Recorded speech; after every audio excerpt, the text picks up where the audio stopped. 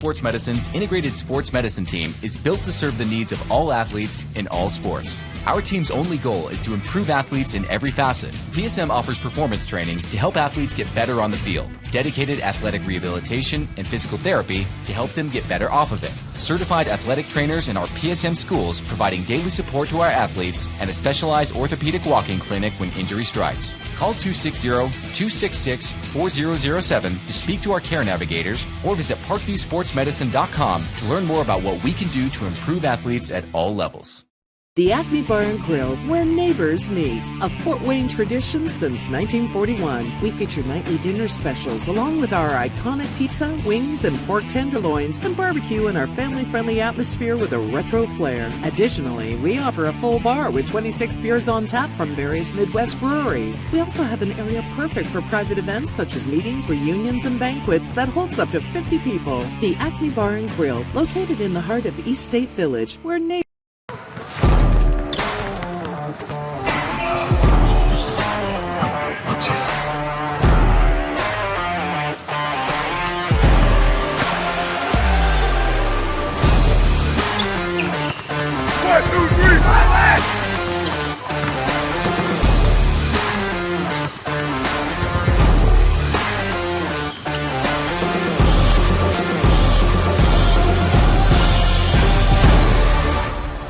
Give your home the curb appeal it deserves and trust Kurt's Mio to power wash your home.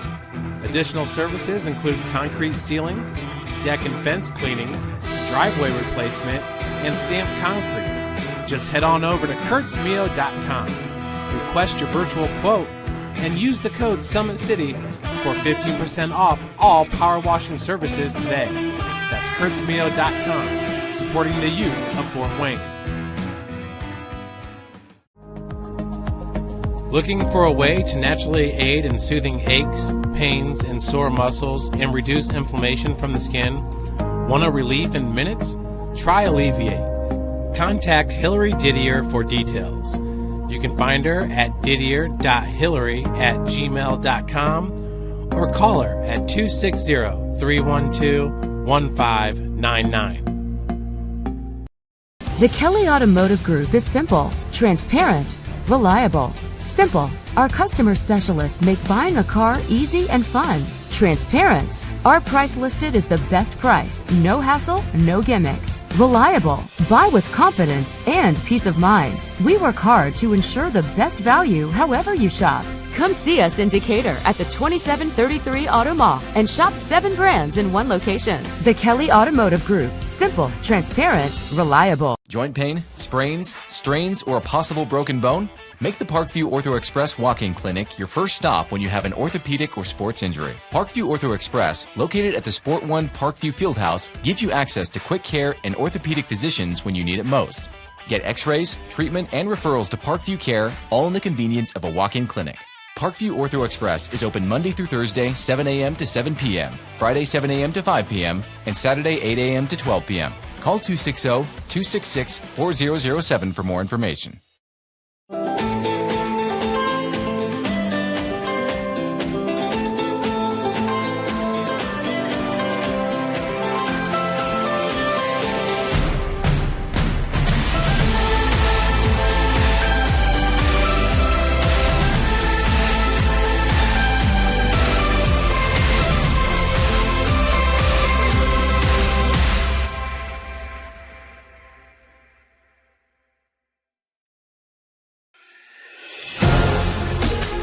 Developing athletes to be foundationally strong. Healthy and consistent training. Expert staff. Long-term athletic development. Parkview Sports Medicine Performance. Any athlete, any age, any skill level. I was once a Southside kid who was led on a journey by high school football. A journey that taught me discipline, toughness, and the skills that made me a success. As a businessman with a CPA license who owns his own firm, I still use the building blocks of high school sports in my everyday life. Someday sports will end no matter what level you reach, but you will be left with the skills to compete in the next game. the game of life.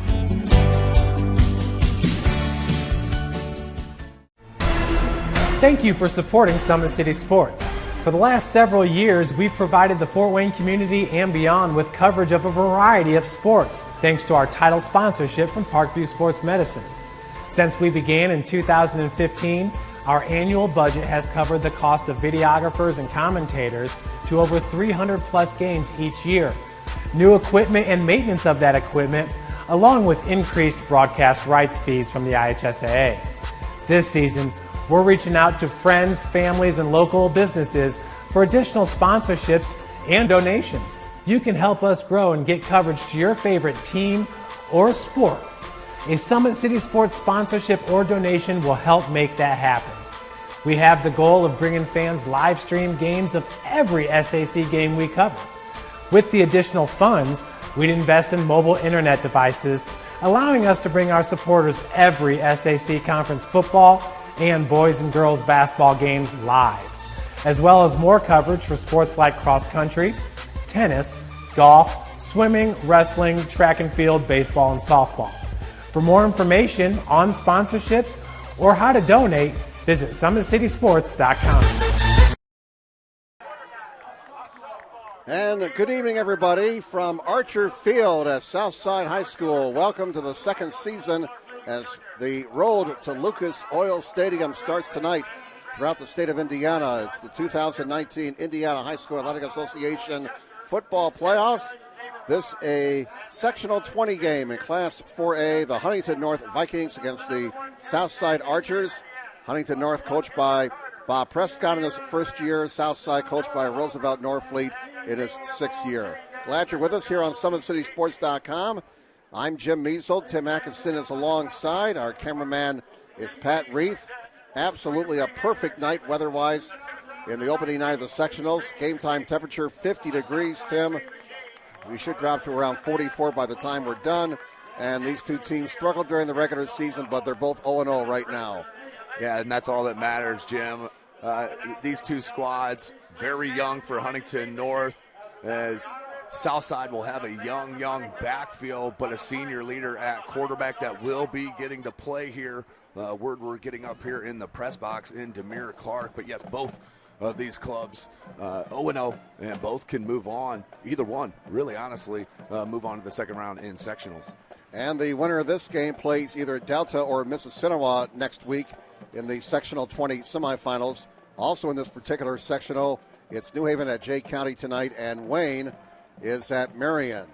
Marion ranked number 4 in the state in 4A, and Mississinewa is at number 7. You know, we sort of talked about this, Tim, beforehand. It's too bad we got Delta and Mississinewa meeting in the first round of the sectionals here tonight. Delta's at 7-2, Mississinewa 8-1. That really should be a sectional championship game. Yeah, it happens across the board in all sports, unfortunately, Jim. You like to see some kind of ranking point system or something where we can seed these high school teams that play so hard, put so much effort, time into their sport, into their craft, that it's only fair to try to put it in the right situation so you have the best teams going at the end of these sectionals. Well, Southside comes in at 1-8. They could easily be 3-6 or even 4-5. They had leads in the fourth quarter of a couple of games. In week 2, they lost to Northrop 14-8, and then the heartbreak loss to Northside when the Legends rallied in the fourth quarter and pulled out a 17-16 win over the Archers here, Tim.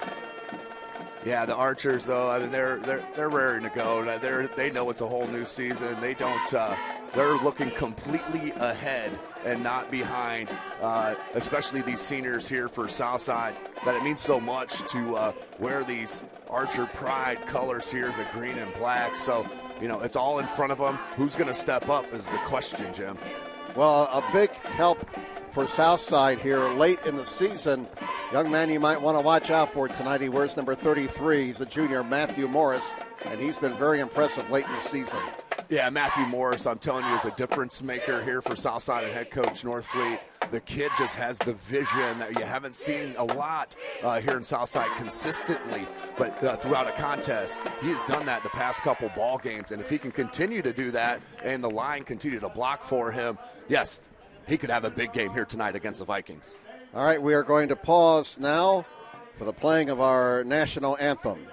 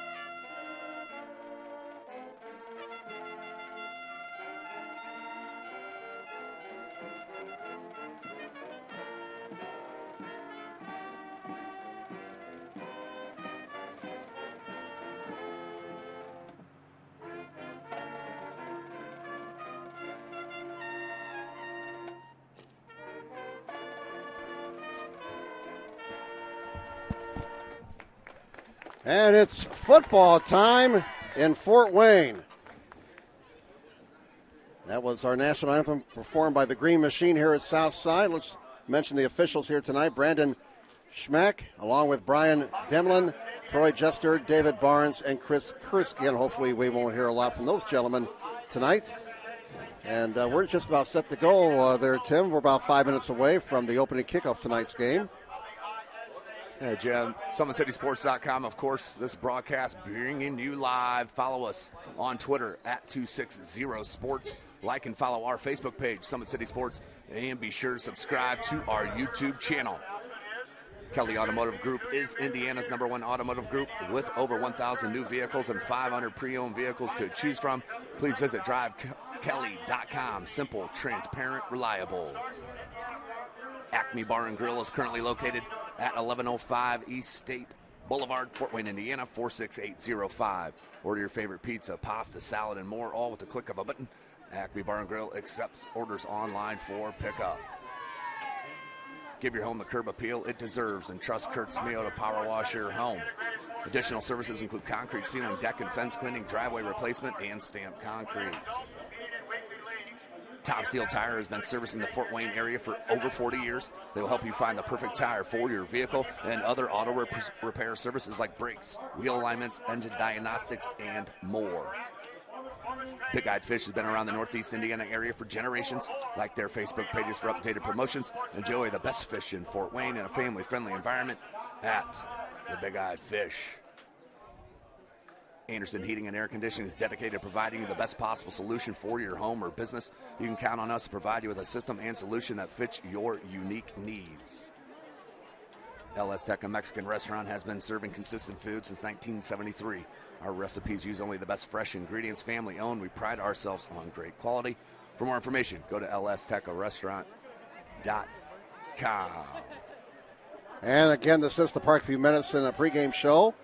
I'd like to thank Parkview Medicine for being one of our big sponsors, and thanks to all of our sponsors as usual. Other action tonight, we have a few minutes to go before the opening kick, so we can take a look at the out-of-town scores. Of course, 6A and 5A with the night off. And 4A, Sectional 19, third-ranked East Noble, undefeated Knights are at Northridge to take on the Raiders. 13th-ranked DeKalb is hosting Columbia City. That's a dangerous game for DeKalb. The Barons are 7-2, but Columbia City 5-4. It's Northwood hosting Wawasee tonight, and in a rematch of a game played earlier this year, Angola plays at Leo. The Lions 8-1, ranked number 12 in the state. Angola comes in at 4-5, and they got to find a way to stop Peyton Wall. Make sure Leo does not turn into Peyton place again. Sectional 26 tonight in Class 3A. You have South Bend, Washington hosting Tippecanoe Valley. The Garrett Railroaders are in Jimtown to take on the Jimmies. Mishawaka Marion, number 5 in the state at 8-1. They're hosting the Lakeland Lakers. And West Noble, undefeated at 9-0, ranked 8th in the state. The Chargers have had a fabulous year. They're at John Glenn tonight. Sectional 27, as the Archers take the field. Concordia is down at Maconaquah tonight. Cadets are 4-5. Maconaquah 7-2. Winner of that game gets either Norwell or Belmont. You have to assume it's going to be Norwell. They're 4-5. Belmont 0-9. In the other part of that sectional 27, it's Peru and Oak Hill, an even matchup there. Both teams 4-5. And Heritage at 1-8 hosting Northwestern 0-9. In 2A sectional 35, Bishop Lours at home tonight at Knights Field as they're hosting Central Noble. Both teams 2-7. And some think Lours can win that sectional. Whitco at 0-9 plays at Prairie Heights 1-8. Fairfield at 4-5 is at 7-2 Bluffton. And Eastside, the Blazers have had a fine year at 7-2. They're at Woodland. In 1A, let's see, we have in 43, sectional 43, Madison Granite Taylor. Union City hosting Westdale. Second-ranked South Adams at Tri-Central. And Southern Wells will be at Monroe Central. Sectional 44, a matchup of top 10 teams. Third-ranked Southwood at 10th-ranked Cherubusco. Southwood 9-0, Busco 7-2. Northfield is at Triton. Fremont plays at North Miami. And fourth-ranked Adams Central will be hosting Caston. And Adams Central should advance there. They're 8-1, Caston 0-9. Looked like Huntington North won the toss and decided to defer. So Southside looks like we'll go on offense first. Tim, there's absolutely no wind, and the weather will not be a factor tonight. Which is exactly what you want for both of these teams, especially for if you're Southside, to be able to showcase the speed that they have. They're going to come. They're not going to try to fool you with anything. They're going to come up with the same formation pretty much the whole game, and you'll see 3 running backs and jet sweeps. You'll see pretty much everything on the ground here for Southside. So when it's not wet, it's definitely an advantage South. And the field looks to be in very good condition despite all the rain we've had here this fall. Of course, it's chewed up in the middle, as you would expect as we get into Week 10, but looks in very good shape here at Archer Field. And we're set to go. Nightfall has fallen. That's one thing we get to tournament time. It's dark when we kick off. As Yogi Berra said one time, at this time of year it gets late early. Yeah, I cannot wait for this. 0-0, as we mentioned in the pregame. This is a new season. Sectionals. The loser goes home. The winner will move on. Cannot wait to see what happens. And it could start big here, Jim, with a kickoff return. This game is underway, and it's a big kick down to the 1-yard line. And the young man who took the ball for Southside stepped into the end zone, and that's an automatic touchback. Yeah, that's Alford. He wanted to try to keep that out of the end zone, that automatic touchback here in high school. So they'll start 1st and 10 from their 20, Jim. All right, we're underway here at Southside High School. Hope you enjoy the action tonight. And we got room for you if you're at home right now wondering, what can we do on a Friday night? Come on out. Plenty of room here at Archer Field. I mean, it's a nice night for the last Friday of October. 50 degrees, you can't beat it. They say timing is everything. It sounds like we're going to have a really soggy weekend here. Rain moving in tomorrow, but that's tomorrow's problem. And Jim, it looks like Roosevelt Northfleet the third coming out under center here to start the game. All right, he is the coach's son, and they'll run it right off the bat, and then the Archer's in some trouble here, and that's going to be a big loss. That's going to be at least a 5-yard loss. As Matthew Morris on the ball there, just had no blocking there to start this game. Not a good sign if you're an Archer. But, boy, are those numbers hard to see here with the lighting and the silver shadow. Those are tough. I feel sorry for the stat guys out here at South. Well, we'll do our best. And they spot the ball at the 12-yard line. So Southside 8-yard loss on their first play from scrimmage, 2nd and 18. And, boy, you don't want to be behind the markers at this end of the field. Split backs behind Northfleet. And he'll throw on 2nd and 18 to the far side. Got a man. And they'll get the yardage back from the first play, +2, a 10-yard pickup. If they can throw the ball at all, Jim, it's going to open up this run game, but still in a hole. 3rd and 8 to open up their first possession. Not a good look here. Big third down here for the South offense. All right, so Northfleet completes his first pass. That's a good sign for the Archers. Kind of get the butterflies out of the system. And I would imagine on both sides the butterflies are fluttering a little bit, this being sectional time. 3rd down and 8. Northfleet scrambles and throws. Got a man. Can he get the first down? He's fighting for it. And This is going to be an interesting spot. He has stopped right at the marker. And the way that one official is spotting the football, looks like it's going to be enough for a first down. Yeah, Jim, that is going to be a first down and a huge one at that. Great churn of the legs to keep that rolling, Jim, to move the chains. Couldn't see the number on that, but tremendous. I believe that was Bragg. Amir Bragg. I think that was 34. Again, I have to say I think. But nice job by the Archers getting out of jail. They were at 2nd and 18, and they got those 18 yards back in 2 plays and have it 1st and 10. And Northfleet doing a nice job here early on passing the football. Archers run it this time, and that's going to be a big gain and a first down out to the 41-yard line. Yeah, let's take a look at that back third down on the Traction Athletic Performance replay. Coming out of the backfield, I believe it's Ashton Johnson. You're right, Jim. And it just makes that first one, no tackle right there and out to the first down marker, and did get it to move the chains. That was a huge third down. Well, it looks like they're now moving the chains. At first they signaled second down. Now they say first down. They got one of those down boxes that's lighted here at Southside, and that really helps out. Now they go with an I formation. First down ball just across the 40-yard line. And the Archers keep it on the ground. I believe that was Johnson. And Morris on the carry, yes. There. But yeah, that just a little bit of space right there. He made nothing out of something out of nothing, which is huge for this offense and the momentum that can produce. 9:45 to go in the first quarter. No score. Just underway in this Class 4A Sectional 20 opening round game. Huntington North and the Southside Archers. Hope you're enjoying the action here on SummitCitySports.com. On 2nd and 8 from the 43, they'll pitch it around the right end. There's a nice block there at the end, and still fighting for yardage, and finally forced out of bounds here on the nearest side. That was Ashton Johnson with that block. Just absolutely decleater. Got some more space for the running back. Morris took it out. Beautiful run and play there for South.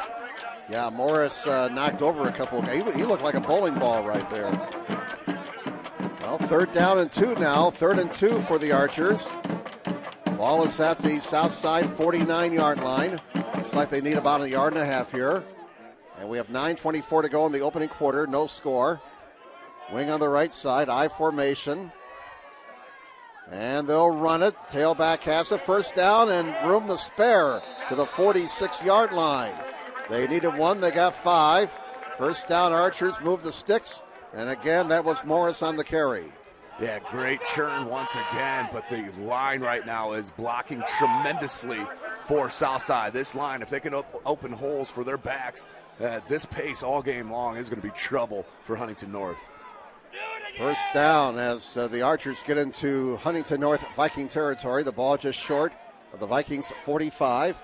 9:05 to go in the opening quarter. No score. Now they go with an off-balance eye. Quarterback is under center. And it's a pitch off the left end. Got a flag. And this is probably going to come back. That flag is down in the area of holding. Nice run, but it'll be for naught apparently. That flag is thrown at the Huntington North 49. And a hold, our first penalty of the night against Southside for holding. Yeah, let's take a look, though, at that Traction Athletic Performance replay, Jim. And the blocking from this line. Look at the holes here that we're running. And here's the block by Johnson. Beautiful block. And then Morris makes another one miss. His own guy pretty much shoved him out of bounds. But that was another first down, moving the chains. But now a huge holding call on South, Jim. They're going to go backwards. Yeah, it was behind the line of scrimmage, and that's a spot foul. So the infraction took place at the Huntington North 48. That puts the ball back now at the Archers 42. Makes it 1st and 23. Well, they faced 2nd and 18 earlier and managed to get a first down. Let's see what they can do now. The line, the gain, is just short of the 35-yard line of Huntington North. Let's see if Northfleet puts it up now. And he will put it up. Tries to set up a screen to the near side. It's caught and well defended by Huntington North. This young Huntington North team. Hapner with the reception. He got about 4 yards. It'll be 2nd down and long. 2nd and 19. Yeah, Isaac Hill came over, number 7 in white for Huntington North. Great sideline to sideline run there for the defender. Came over and put a hit on to stop that short. So 2nd down, we'll call it 19 for the Southside Archers at their own 46-yard line. Very young Huntington North team. Bob Prescott in his first year trying to build something with all these underclassmen. And it's a running play off the left side. Ooh. Nice move there to the 50-yard line. That'll bring up third down and about 14. It's number 11, Dylan Jackson there, Yep. Jim. Great run. Another vision. Beautiful spin move in traffic, but a third and long.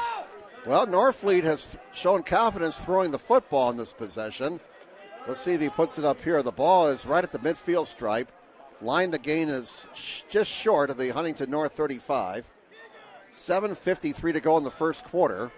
It's been a nice drive here for Huntington North as far as field position is concerned. If they don't get the first down, they can take that as a consolation. And there's a play action fake. Down the middle it goes. Got a man close to a first down right at the stick. This is going to be a very interesting spot again because it is right at the marker. Looks like they're going to be a little bit short. You got to go for it here if you're South. No question about it, Jim. Get up and go. But that was a tremendous throw in space by Northfleet. Great stuff to set up at least a chance to move the chains here. It's going to be fourth and short, and this is going to be a huge call. 7:15 left in this first quarter. Northfleet has hit his first 4 passes. All right. His dad will go for it. 4th and 1, and they didn't hold their water there. Beautiful job on the hard count. And that will be an automatic first down for Southside. Heads up play by the Archers. We'll move the chains anyhow.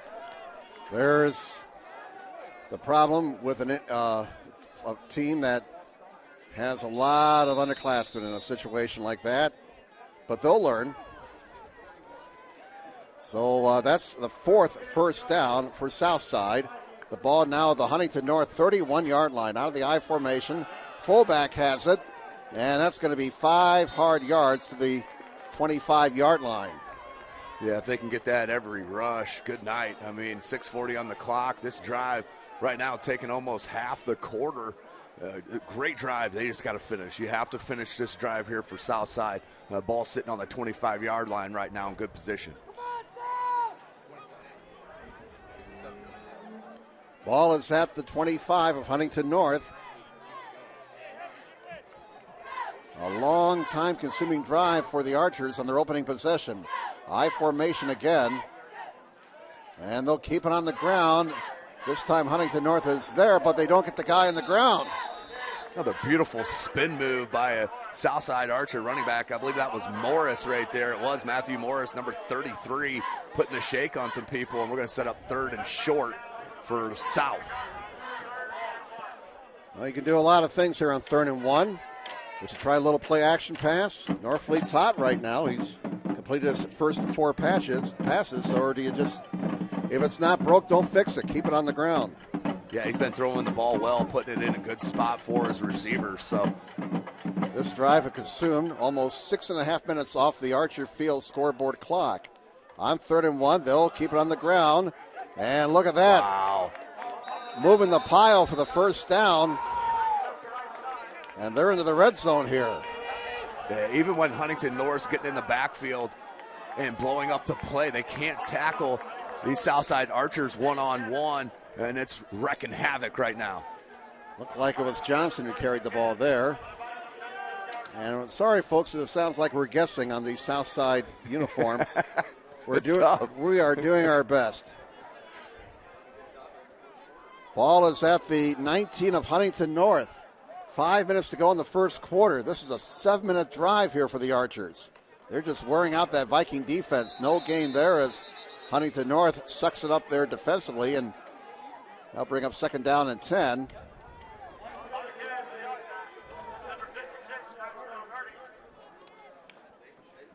Second down and 10 for Southside.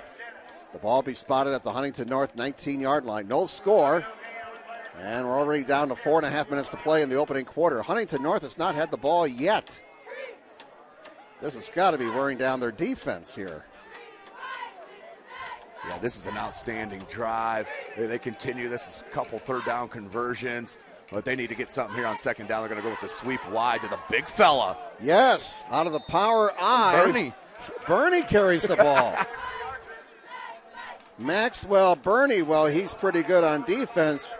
Young man deserves all-conference mention, I think, when it comes time to vote on that. I hope he gets some recognition for that. I agree 100%. And Jim, just looking at the player stats on Max Preps, it looks like that was his first carry of the season. Why not? Give him something that's not on film. Well, 3rd down and 9. Huntington North trying to get a stop here and get that defense, which has to be gassed, off the field. Line the gain is to 9. Norfleet will throw. Into the end zone it goes, and he overthrows his receiver. Incomplete. Looked like Hapner was the intended receiver. 4th and 9. Just one too many 3rd down tries there. I would like to see them maybe go to the run. You're looking at 4-down territory anyway. Try to maybe cut that in half at 3rd and 9. Maybe set up a 4th and 3 or something so you can have more options in the playbook, but chose to throw it. Now we're looking at 4th and 9, Jim, 3:27 left. And do we have a kicker out there? 4th and 9 from the 18. They're going to go for it. Looks like that's a Wildcat formation. The pass is called for a first down to the 5. Oh, the ball comes out. But they say the ground calls the fumble, so the play is dead. And Southside is going to get a big break here. 1st and goal at the 1. What a play. 4th down. Roosevelt Northfleet. Beautiful ball laid to Hapner. Overthrew him on the last play. Not that one. What a play. It's going to be 1st and goal, Jim, but another big conversion by the Archers. That's their 6th first down on this possession, which started at the 20. We're coming down to 3 minutes to play. How about a 9-minute possession to start the ball game for Southside? 1st and goal from the 1. Power eye, and Northfleet gets the Bush push and give that man 6 points. Touchdown, Archers. Southside takes it all the way down the field, started on their own 20, Jim. Went 80 yards to mark it down, but let's take you to that 4th down. Look at this play. Outstanding job by Roosevelt and Northfleet to set up that touchdown. But let's go back. Yeah, maybe we'll go to the Traction Athletic replay. Yep, here in a minute. Gosh darn it. Here we go. Here we go. Watch this setup. Northfleet. There's a 2 wide receiver set on this side, which you don't normally see, and he throws a beautiful ball on the run to Hapner and set up that 1st and goal. Ball was down. It may have been a touchdown. Waiting for the extra point now. I think they're a man short. Play clock's down to 5. Down to 4, 3. Can they get the snap in time? 1 second, 0, barely in time. And the kick is going to be off the crossbar. No good. Doink for Southside. Timeout, 6-0 Archers. Back in a moment on SummitCitySports.com.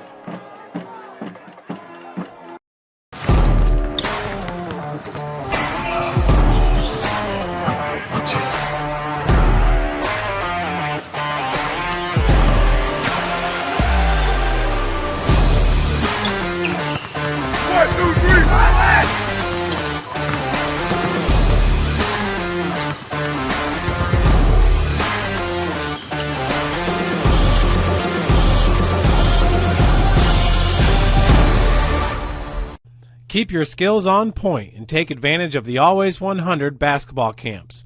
The Holiday Hoops Developmental Camp is for ages pre-K through 8th grade.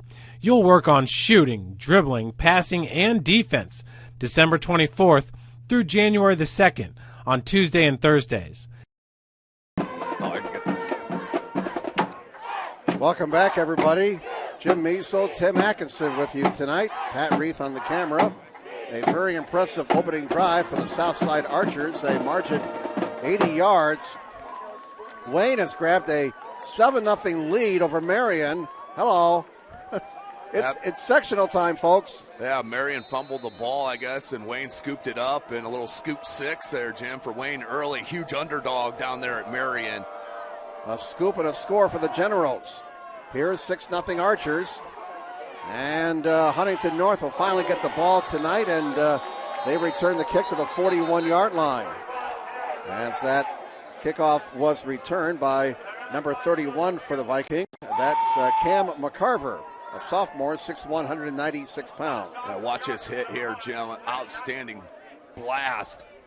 Short came up and right there, wallop with that left shoulder. That was outstanding on the short kick.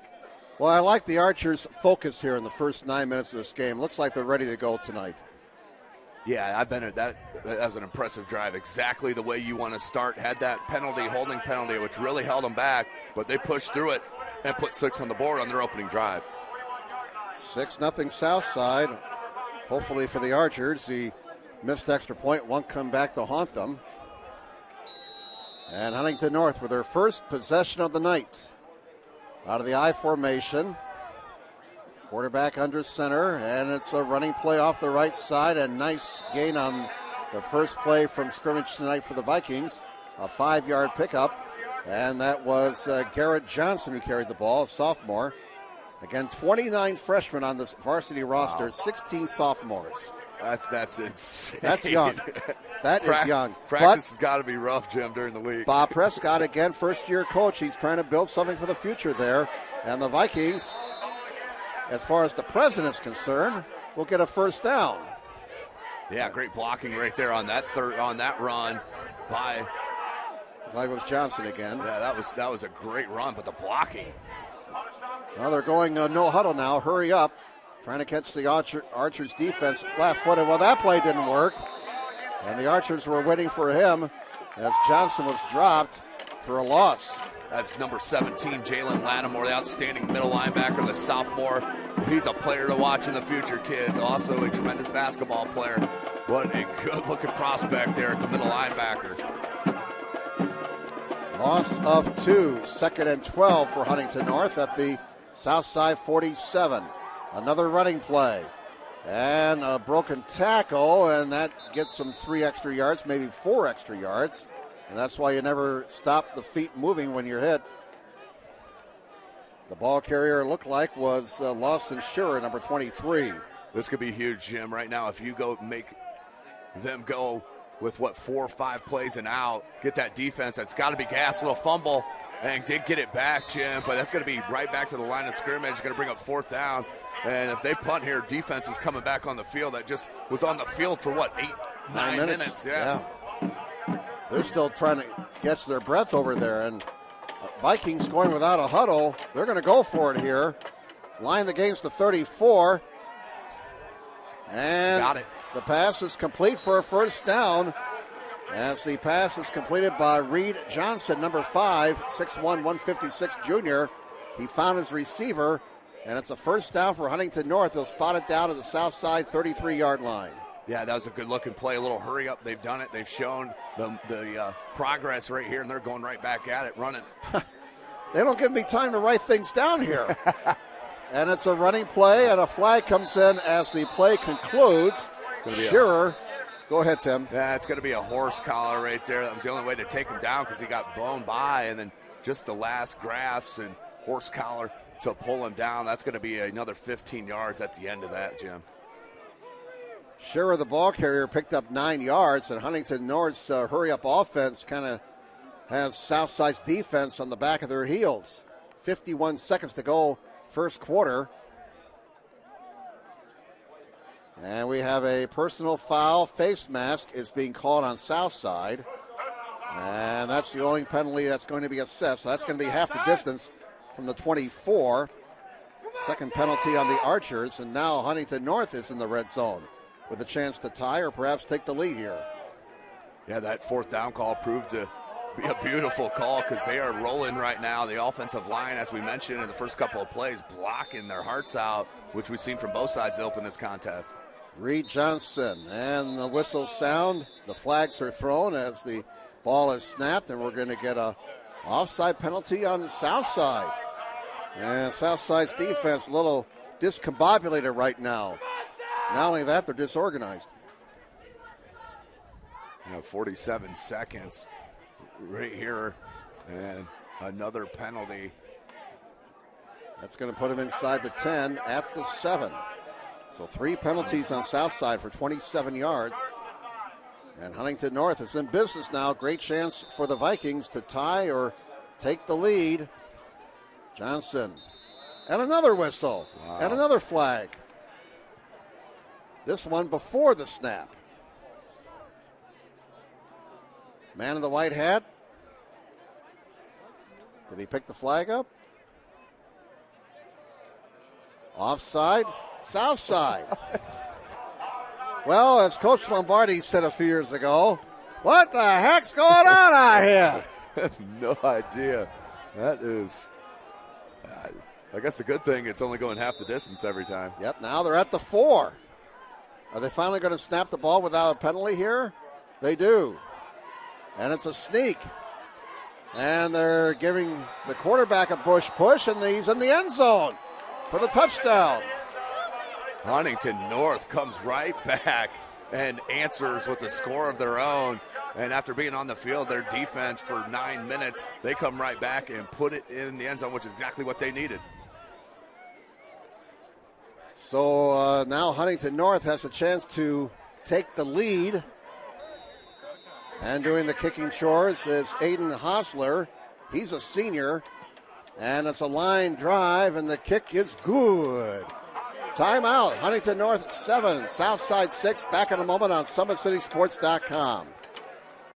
The comets falling from the sky. Comets falling from the sky. Comets falling from the sky. Comets falling from the sky. Comets falling from the sky. Comets falling from the sky. Comets falling from the sky. Comets falling from the sky. Give your home the curb appeal it deserves, and trust Kurt's Mio to power wash your home. Additional services include concrete ceiling, deck and fence cleaning, driveway replacement, and stamped concrete. Just head on over to kurtzmio.com. Request your virtual quote and use the code SummitCity for 15% off all power washing services today. That's kurtzmio.com, supporting the youth of Fort Wayne. Joint pain, sprains, strains, or a possible broken bone? Make the Parkview Ortho Express walk-in clinic. Welcome back to Archer Field. The Archers now find themselves down 7-6. Both teams scoring on their opening possession. And here's the kickoff return for Southside across the 20 up to about the 27-yard line as we're in the late stages of the first quarter. There's Tate Alford right there on the return, ran into a big grouping. But Southside comes out, 21 seconds left in this quarter. They got to answer now, down by 1 after a good showing. Let's see what they do. East Nobles grabbed a 14-0 lead over Northridge in the first quarter. And final seconds of this opening quarter. Again, the wind is not a factor here tonight. Very calm wind. Hardly any wind whatsoever. 50 degrees at game time. Very comfortable night for everybody. Perfect football weather, really. And the Archers move the ball on the ground. That will get them a first down, and that might be the last play of the first quarter. Yeah, Ashton Johnson right there. He is a big kid, also a basketball player out on the hardwood. You'll see him when Summit City Sports here come in a couple of weeks or half a month. But, yeah, he's a big kid and loves to run over dudes. Girls basketball season tips off. What, another couple weeks? Yeah, our first games will probably be on the 9th. Southside hosts Cathedral, and Homestead hosts, I believe, Carmel. And the clock runs out here. First quarter is in the books in this opening round sectional game. Huntington North leads 7-6. Second quarter action in a moment on SummitCitySports.com.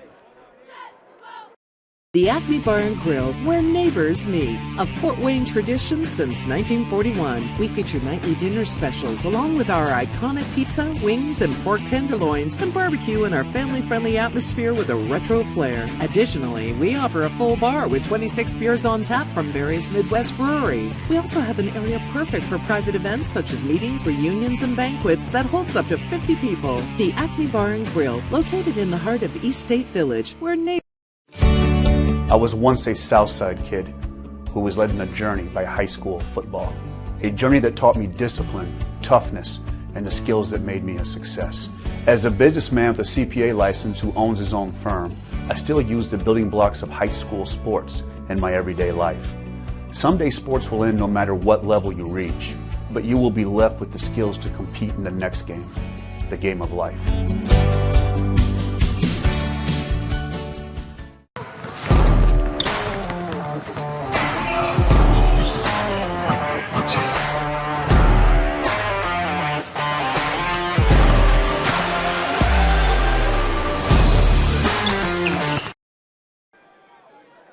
Welcome back to Archer Field, everybody. We get ready for the second quarter. Southside with the football. They trail 7-6 to Huntington North. In Class 1A, Sectional 43, South Adams leads Tri-Central 14-0 in the first quarter. Here it's first down for Southside at their own 39-yard line in their home green jerseys. And the Archers run it to the near side for about 3 yards. It'll bring up second down and 7 as the ball carrier was number 31, and that was Ashton Johnson. Johnson and Morris look like they're going to get most of the touches here tonight in the running attack. Yeah, that's the way it's been, but they definitely switched it up. They're in that first drive, the opening drive of the game, with Northfleet going over the top there to number 8, Trevor Hapner. Second and 7 for the Archers at their own 42. Just underway in the second quarter. Huntington North leads 7-6. A missed extra point, the difference in the game. Northfleet throws, and it's batted down, incomplete at the corner. Nice play over there at the corner by number 12, Keegan Landrum. Yeah, Landrum with a great read, and that was a dangerous throw. If he got both hands on that, that very well could have been a pick 6 for Huntington North. But yeah, another big third down here for Southside. Need to convert another one. And the line of the game for the Archers is their 49-yard line. Play clock is at 15 as the play comes into the huddle. They have to hustle up here a little bit, fellas. 10 seconds down the play clock. 7, can they get this play off in time? Down to 5, looks like they're going to get it off. They do. On 3rd and 7, Northfleet throws. That's a lateral. Well, now they say incomplete. But boy, Tim, that looked like a lateral right there. It sure did, but the space that Alford had out there, if they put that on the numbers right there, at least in stride, he could have, well, he only had like 2 white jerseys out in front of him. He could have taken that the distance. Ouch. Hapner in punt formation. So Huntington North's defense gets a much-needed stop after they were gashed on Southside's opening drive. Back deep for Huntington North will be number 23, Lawson Shearer. He's a junior, 5'10", 135 pounds. And now we have an illegal substitution called here on Southside. And, man, the penalties. Can't have this.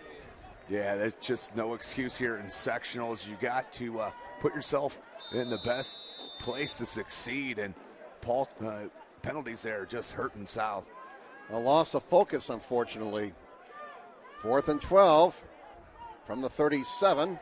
Really don't want to give him 5 free yards. Hapner gets it out of there. It's a short kick, and the Vikings get away from it. Hapner gets a nice bounce, got about a 10-yard bounce right there before it rolls out of bounds near the 40-yard line. So decent field position for the Vikings of Huntington North. They get the ball at their own 40, leading 7-6, and 11 minutes to play in the opening half. Yeah, this is exactly where Huntington North wants to be. I mean, I'm sure the fans were saying, oh no, at the beginning of this game, but now momentum is squarely with Huntington North, now getting the ball, as you mentioned, in great field position on their own 40. Let's see what they do. Their running game was tremendous in that first drive. All right, Reed Johnson, the quarterback, number 5. That opening drive for Huntington North helped along by some Southside penalties, and they'll run it again, and about 3 yards. Fast-moving game with all these running plays. That was Garrett Johnson who carried the ball, number 25. But another big gain on first. Excuse me. Oh, that was just a 3-yard gain. Sorry. So good stop needed here for Southside. Woody Hayes would take 3 yards. Look at that blocking, and look at that hole, and look at that first down. Out to the 47-yard line. Man, that offensive line leading the way for Adam Dennis, number 24. He's a sophomore, 5'10", 165 pounds. Yeah, and Huntington North just rotating backs, and now back in is Johnson. So they just keep coming at you. They'll run it again out of the hurry-up offense, and Shearer is stopped for no gain this time. They'll make it 2nd down and 10 for Huntington North. We don't get a whole lot of time to talk in between plays with this Viking offense. They're in the 2-minute drill, and we still have 10 minutes to play in the half. Yeah, they've been in this hurry-up nonstop since they've touched the ball. All these tight formations, just running it right down at Southside. 2nd and 10 from the Archer 46. Johnson will throw, sets up a screen, and well defended by the Archers. The ball came out. Ball's out. I thought I saw a beanbag throwing there. The receiver, Cam McCarver, was fighting for yardage. The ball came out, and it looks like Huntington North will maintain possession. That would have been a big break for Southside, but still here 3rd and about 7. So chance here to shut down this Huntington North drive to try to get the ball back for the Archers. But let's see, Huntington North, they got to run this ball, 4-down territory here maybe. But as we've seen, their kicker, Aiden Hostler, is a tremendous soccer player, so we shall see. Well, who moved first? Everybody's pointing at one another. It's kind of like when the two brothers are in the kitchen standing over the broken cookie jar. Offside, Southside. Man, that's 6 penalties against the Archers. We still got 9:25 to go in the first half. Penalties. Yeah, if you want to win a sectional or move on here in the new season, you got to take care and not give anything away, and that's what's happening right now for Southside. Penalties will give coaches ulcers. 3rd down and 2, and they'll run it, and it's going to be awfully close to a first down as Garrett Johnson stopped right at the marker. Yeah, it looks like they're marking him short. Yeah, they're going to call 4th down here. 4th and short, about a half-yard, Jim. So decision, and I think this is an easy decision. They're going. 4th, and it looks like 2 feet. Out of the I formation, will the quarterback sneak it here? He does. And Johnson, he tries to get a Bush push again. We've had 2 Bush pushes for touchdowns. Now a flag comes in after the play. And he's pointing right at Huntington North, Jim. This is going to be a 15-yarder. I think it's going to be after post-play, though. So they'll get the first down and then probably move back the 15. The ball is at the 36. That would be a first down for Huntington North. And now we will sort out the dead ball foul. This all comes with 8:40 left in the first half. Huntington North leading 7-6. Well, they're going to measure now. They've decided to call in the sticks. Boy, now they're putting it just short of the 36, Tim. I don't know if he got it. Wow, the way the far side judge was running, it looked like they had it by a half yard. Guy in the down box changed it to 1. Still having some issues with the chain here. Now they stretch it out. You don't see this very often anymore. That's short. He's short. Didn't get it by a couple of chain links. Southside's defense gets a stop, and now they'll pick up 15 yards in the dead ball foul. Wow, what a turn of events, Jim. Yeah. Going from what looked like a first down movement, the penalty, now it's going to be 1st and 10 for Southside, and they'll get 15 extra yards. Second penalty of Huntington North for 20 yards. And this will give the Archers offense a short field. They will start in Huntington North territory at the Vikings 49-yard line. What did we talk about earlier in tournament play? I don't care what sport it is. You've got to keep your poise. Have to do it. It goes, like you mentioned, with every sport, and you see it. It can lose you games, no question about it. And I've said this before this season. How do you handle adversity in not only football but other sports? How do you handle adversity? On first down, the Archers run it. And they don't get the corner. Well defended by Huntington North. And nice play defensively for the Vikings by number 7, Isaac Hill, and number 36, Aiden Robb. Yeah, just no space. Enough space right there to be able to cut it up for Morris. Great defensive stance there on 1st and 10 for the Vikings. So about a yard on that last play. Well, in fact, nothing on that last play. 2nd down and 10 for the Archers. The ball is at the Huntington North 48-yard line. Both teams have all 3 timeouts remaining. Under 8 minutes to play now in the first half. Huntington North leads at 7-6. 3 on the play clock, 2. They get the play off in time. Running play off the right side, and again, well defended by the Vikings. Yeah, Huntington North, their defensive line came out to play in this drive here for the Archers. As good push once again by that line for Huntington North. So 3rd down upcoming for Southside. Let's see how they put it up. As the ball carrier in that last play, Morris had no place to go. Huntington North's defense really tightened up here after Southside punched him in the mouth on their opening possession. A 9-minute possession, an 80-yard touchdown drive. 3rd down and 10, line the game's to 38. Norfleet in some trouble. He'll run, and he's brought down to the 45-yard line, well short of the first down. And making the tackle was Nate Jacobs, number 54. He's a junior, 6'1", 185 pounds. Good tackle in space there in the middle of the field to bring up 4th down, and you got to punt it here if you're Southside. Try to pin Huntington North back deep. Ball's right now on the 45, and it looks like they're going to go for it here. It's going to be huge. And line the game's to 38. 6.5 minutes to play in the opening half. Yeah, I don't see a punter out there, Tim. They're going to go. Yep. Split backs behind Norfleet. And Norfleet play action. He throws from the far side. Got a man open. First down, Archers out of bounds near the 30-yard line.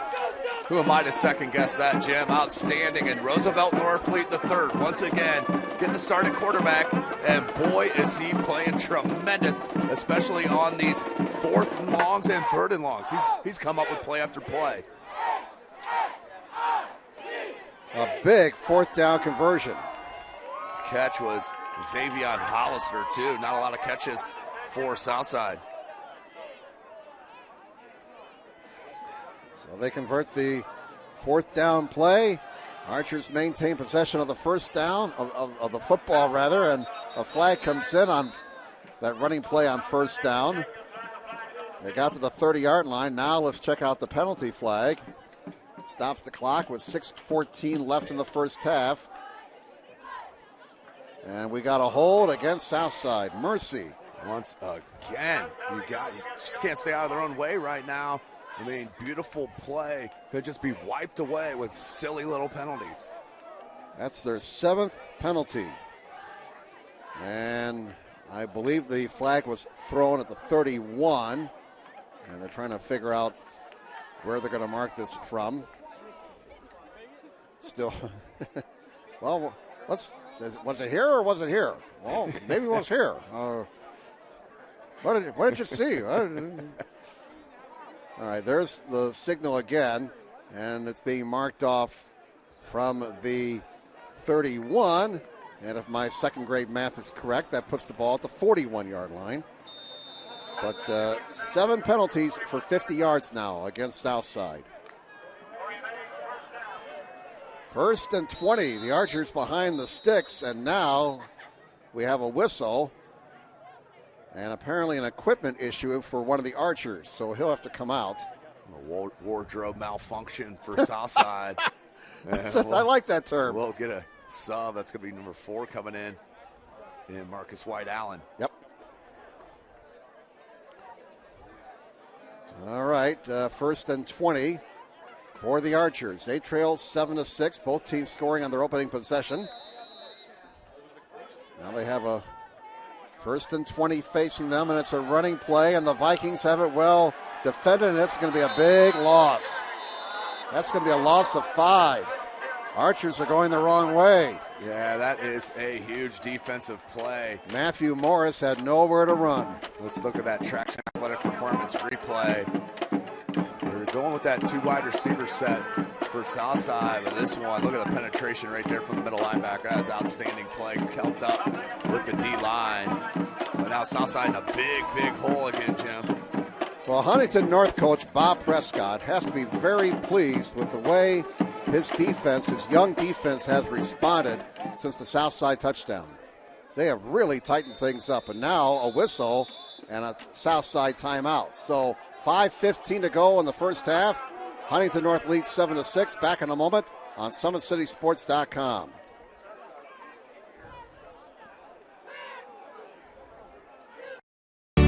I was once a Southside kid who was led on a journey by high school football. A journey that taught me discipline, toughness, and the skills that made me a success. As a businessman with a CPA license who owns his own firm, I still use the building blocks of high school sports in my everyday life. Someday sports will end no matter what level you reach, but you will be left with the skills to compete in the next game, the game of life.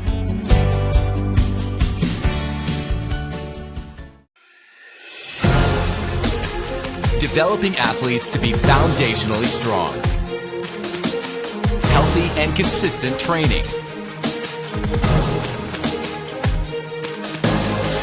Expert staff. Long-term athletic development. Parkview Sports Medicine Performance. Any athlete, any... Welcome back, everybody. I'm just reading the tweet here from the Blitz guy. All right, on second and long. This could be something. To the 30, to the 20, inside the 20, down to the 12-yard line. Big offensive play for Southside. On second and 25, outstanding run. What was that, Javarius Jones, number 2? It was Javarius Jones. Outstanding speed to get to that edge to set that up. Now Southside in business after that huge loss. Just like that, how things can change. From second and forever to first and 10 at the 12. Southside needed that play. 5 minutes to play in the first half. Archers look to get the lead back. 2-1 can get the play off in time. Oh boy, they look disorganized. And timeout taken by the Archers. So let's step aside again. 7-6 favor Huntington North. Back in a moment on SummitCitySports.com. The comets from the sky, comets from the sky, comets from the sky, comets from the sky, comets from the sky, comets from the sky, comets from the sky, comets from the sky. Give your home the curb appeal it deserves, and trust Kurt's Mio to power wash your home. Additional services include concrete sealing, deck and fence cleaning, driveway replacement, and stamped concrete. Just head on over to kurtzmio.com, request your virtual quote, and use the code SummitCity for 15% off all power washing services today. That's kurtzmio.com, supporting the youth of Fort Wayne. Joint pain, sprains, strains, or a possible broken bone? Make the Parkview Ortho Express walk-in clinic your first stop when you have an orthopedic or sports injury. Call 260-266-4007 for more information. All right, the Archers now with one timeout left, forced to burn one as the play clock was winding down. Now they have one timeout remaining for the half. 5:02 to go until halftime. Archers run it, and it's Bernie. And down he goes at the 12. Minimal gain, but yeah, just first 2 rushes of the season for Bernie you're seeing here in opening round of sectionals. I like the little wrinkle, not much there, but I like the change of pace. So a gain of 1. Second down and 9 at the 11. Whitko leads Prairie Heights 9-7 in the second quarter. That's Class 2A sectional 35. Eastside and Woodland in that particular sectional, they are scoreless. Second and 9 from the 11. Power I, strong right. They pitch it out to Bernie. Gets away from one man. He's down to the 10. Inside the 10, down to the 8, maybe the 7. They're going to put him down at the 8, so give him 3 yards. Yeah, third down and manageable. 4:10 clock is rolling. Down 1. Another big third down play call here for head coach Northfleet. And keep in mind, the Archers can get a first down without getting a touchdown. Definite 4-down territory here for Southside, as we mentioned on a drive previous there in the first quarter. Might as well keep it on the ground. I mean, they ended up converting it, but keep it on the ground here. 4-down territory. You got 2 downs to get 6 yards. The ball is at the 8. The line, the gain is the 2. And they'll run it to the near side, to the 10. Jackson tripped up. Barely tripped up. Just got enough of them to throw him off balance, and That will bring up 4th down for Southside. Isaac Hill making the stop for Huntington North. Hill, a senior, one of their few seniors, 5'11", 166 pounds. So 4th and 5 for a first down. 4th and 5 at the 7. Line the gain is the 2. Archers have 1 timeout left. We have 3 minutes to go in the half. Huntington North leads 7-6. Power I strong right. Norfleet under center. Movement on the line. Movement again. Norfleet up the busted play. Boy, I tell you what, no flags, no nothing. And looks like Southside is going to turn the ball over here. I don't see any flags, Tim. No, neither do I. And that looked like right over the left guard. The jump by the defensive line must not have been enough in the neutral zone. Did look like it was a lot of movement, but no call. And the turnover on downs.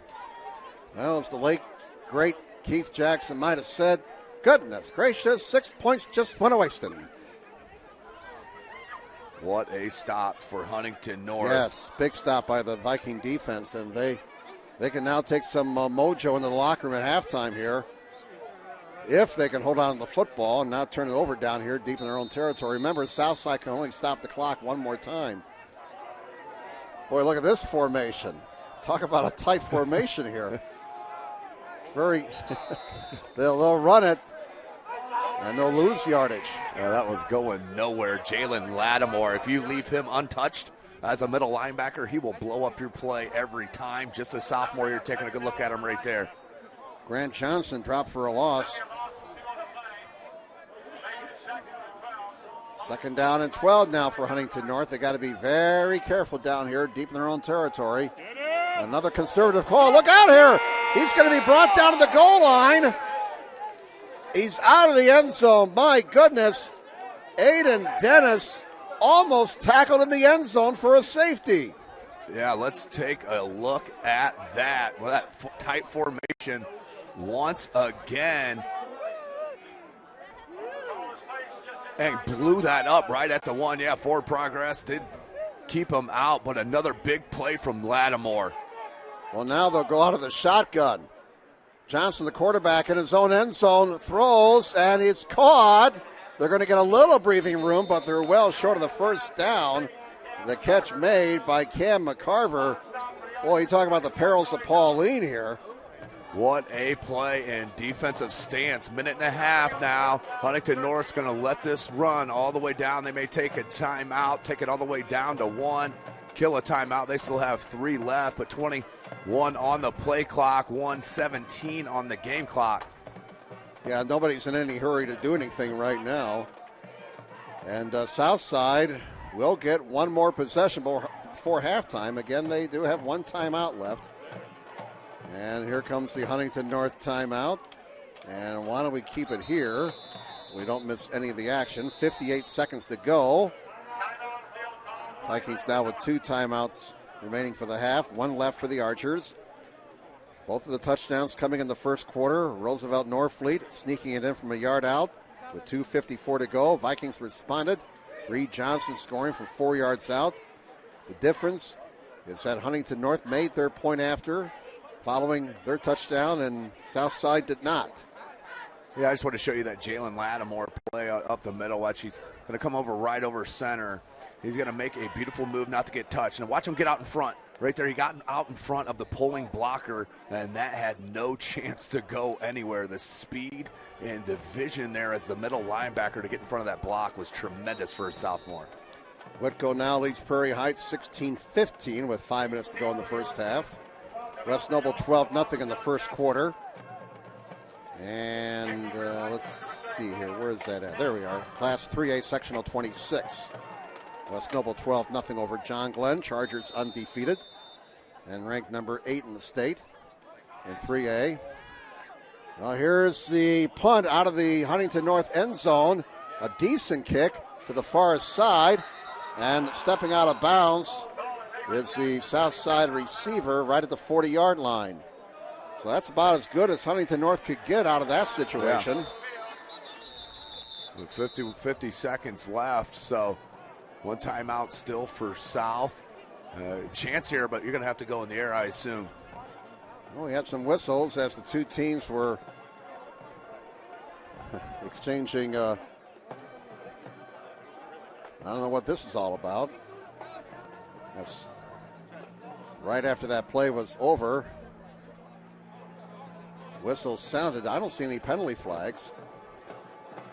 Well, now, okay, we got dead ball, unsportsmanlike conduct on South Side. Jeez. And that's the only penalty on that particular situation. And so now South Side will start at their own 46-yard line. I think Coach Norfleet will do a little talking about penalties at halftime.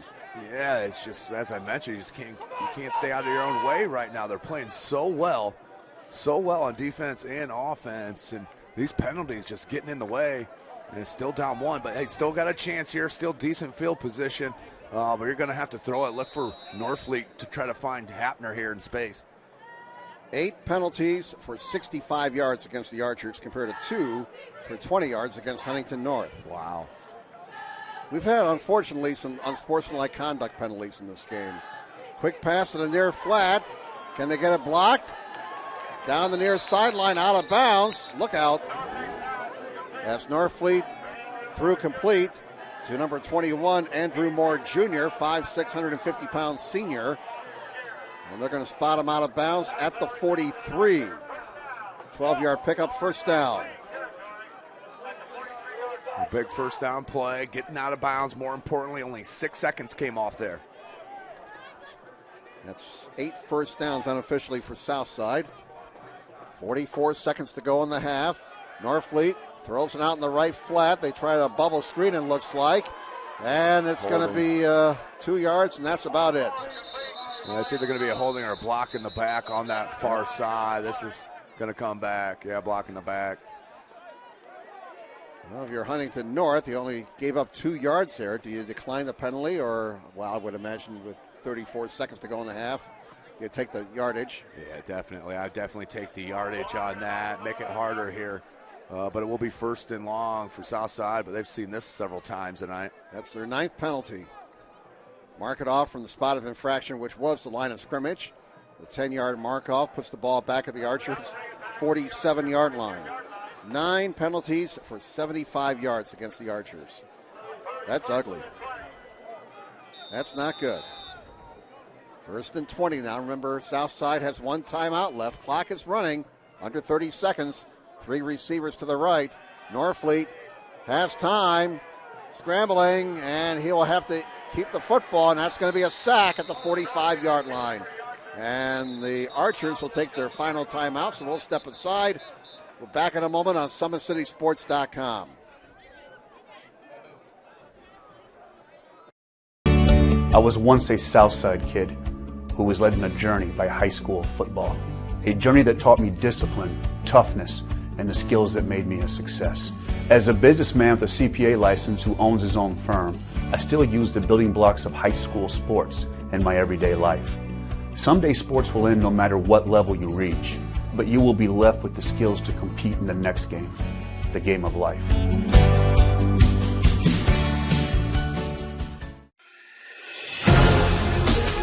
Developing athletes to be foundationally strong. Healthy and consistent training.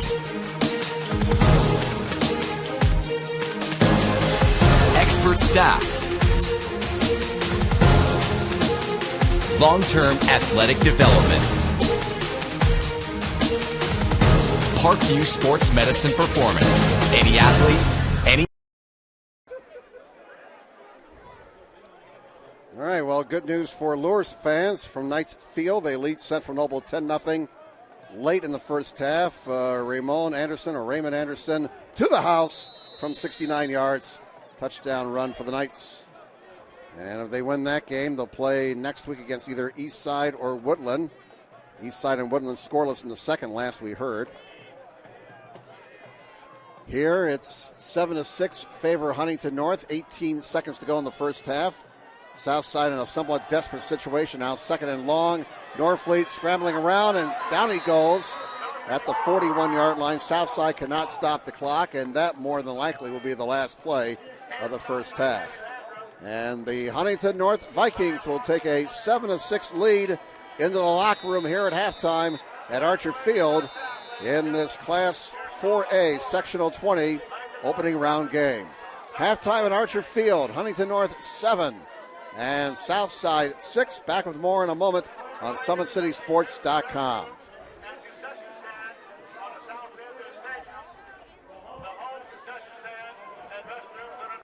Sports Medicine's integrated sports medicine team is built to serve the needs of all athletes in all sports. Our team's only goal is to improve athletes in every facet. PSM offers performance training to help athletes get better on the field, dedicated athletic rehabilitation and physical therapy to help them get better off of it, certified athletic trainers in our PSM schools providing daily support to our athletes, and a specialized orthopedic walking clinic when injury strikes. Call 260-266-4007 to speak to our care navigators or visit ParkviewSportsMedicine.com to learn more about what we can do to improve athletes at all levels. The Acme Bar and Grill, where neighbors meet. A Fort Wayne tradition since 1941. We feature nightly dinner specials along with our iconic pizza, wings, and pork tenderloins, and barbecue in our family-friendly atmosphere with a retro flair. Additionally, we offer a full bar with 26 beers on tap from various Midwest breweries. We also have an area perfect for private events such as meetings, reunions, and banquets that holds up to 50 people. The Acme Bar and Grill, located in the heart of East State Village, where neighbors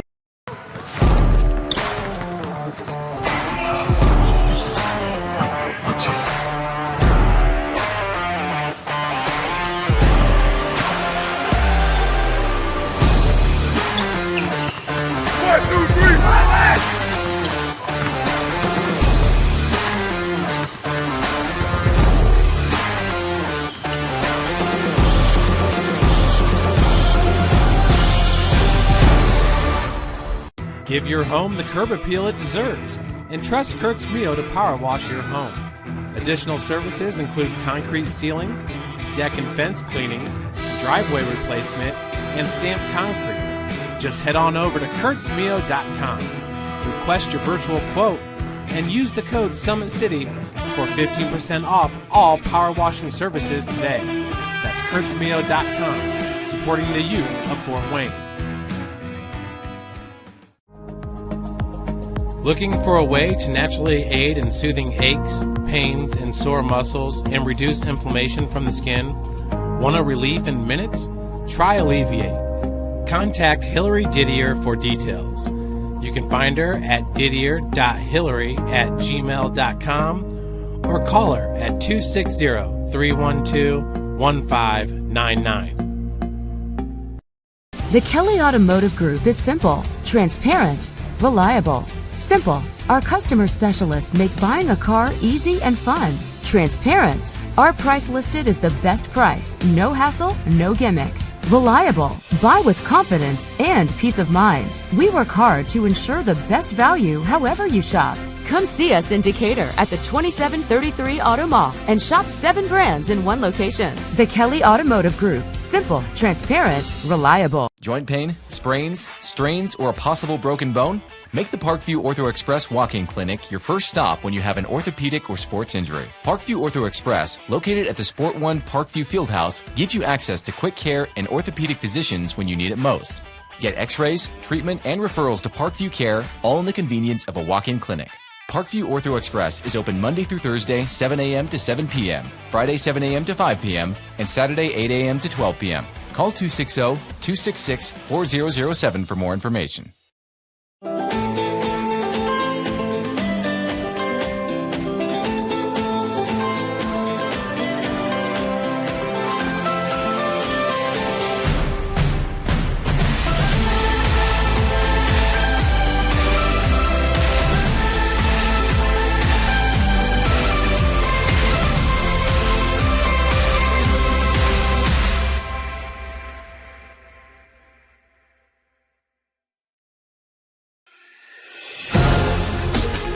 Developing athletes to be foundationally strong.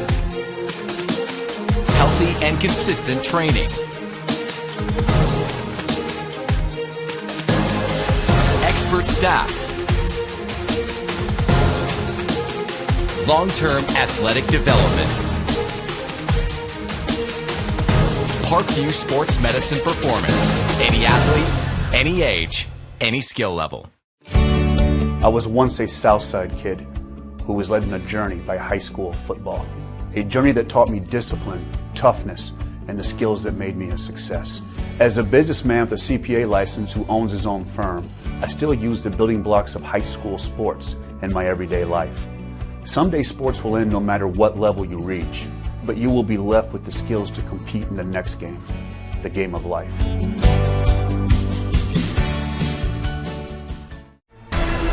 Thank you for supporting Summit City Sports.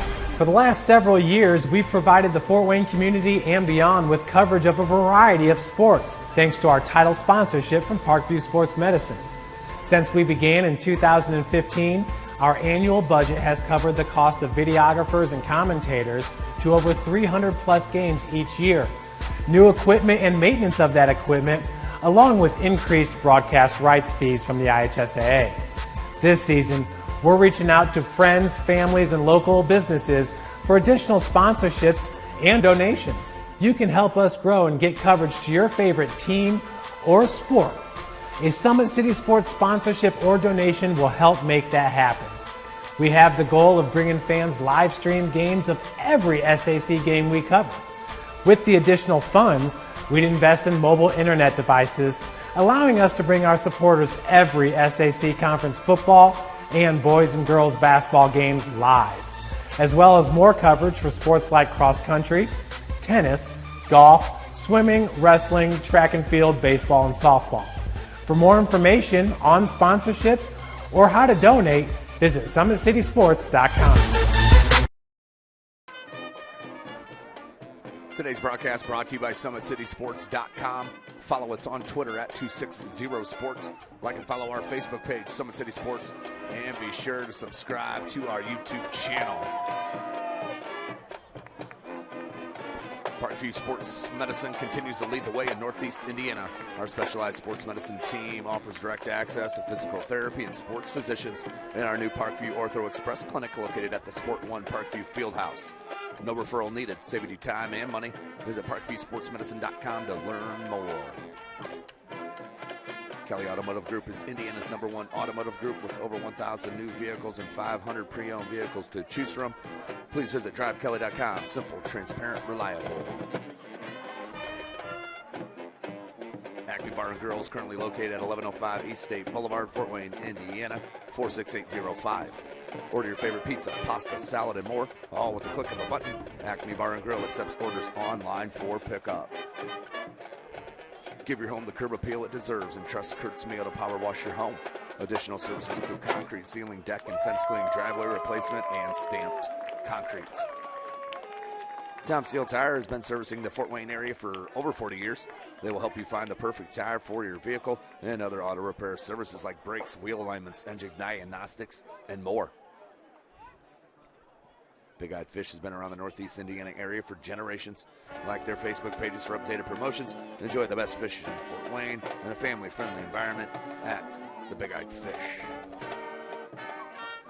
Anderson Heating and Air Conditioning is dedicated to providing the best possible solution for your home or business. You can count on us to provide you with a system and solution that fits your unique needs. El Azteca Mexican Restaurant has been serving consistent food since 1973. Our recipes use only the best fresh ingredients.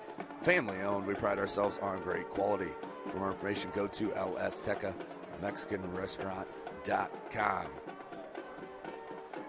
At Parkview Sports Medicine, it's game on.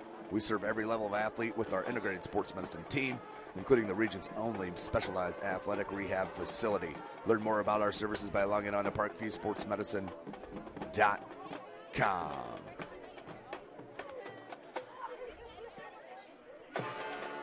All right, Tim, and more good news for Loras fans from Knights Field. Carson Clark to the house from 52 yards out. 52-yard touchdown for Carson Clark, the Loras quarterback. The point after, the kick is up and the kick is good. And Loras now with a 17-0 lead over Central Noble at Knights Field. Again, the winner of that game gets Eastside or Woodland, and right now Eastside and Woodland are scoreless at the half. We got a pitcher's duel in that ball game. As far as the other Summit Athletic teams are concerned, Wayne, after getting the opening touchdown at Marion, they must have woken up the Little Giants. It's now 20-7 Marion over the Generals in the second quarter. And the last we heard on Concordia, they were leading Maconaquah 14-7 in the first quarter. Concordia at 4-5, Maconaquah at 7-2. The winner of that game will more than likely get Norwell next week because Norwell leads Belmont at the half 35-0. Let's run down all the other out-of-town scores that we have as we follow various Twitter accounts here. East Noble in Section 19, Sectional 19, Class 4A. They lead Northridge 21-7 in the second. DeKalb is leading Columbia City 14-6 at the half.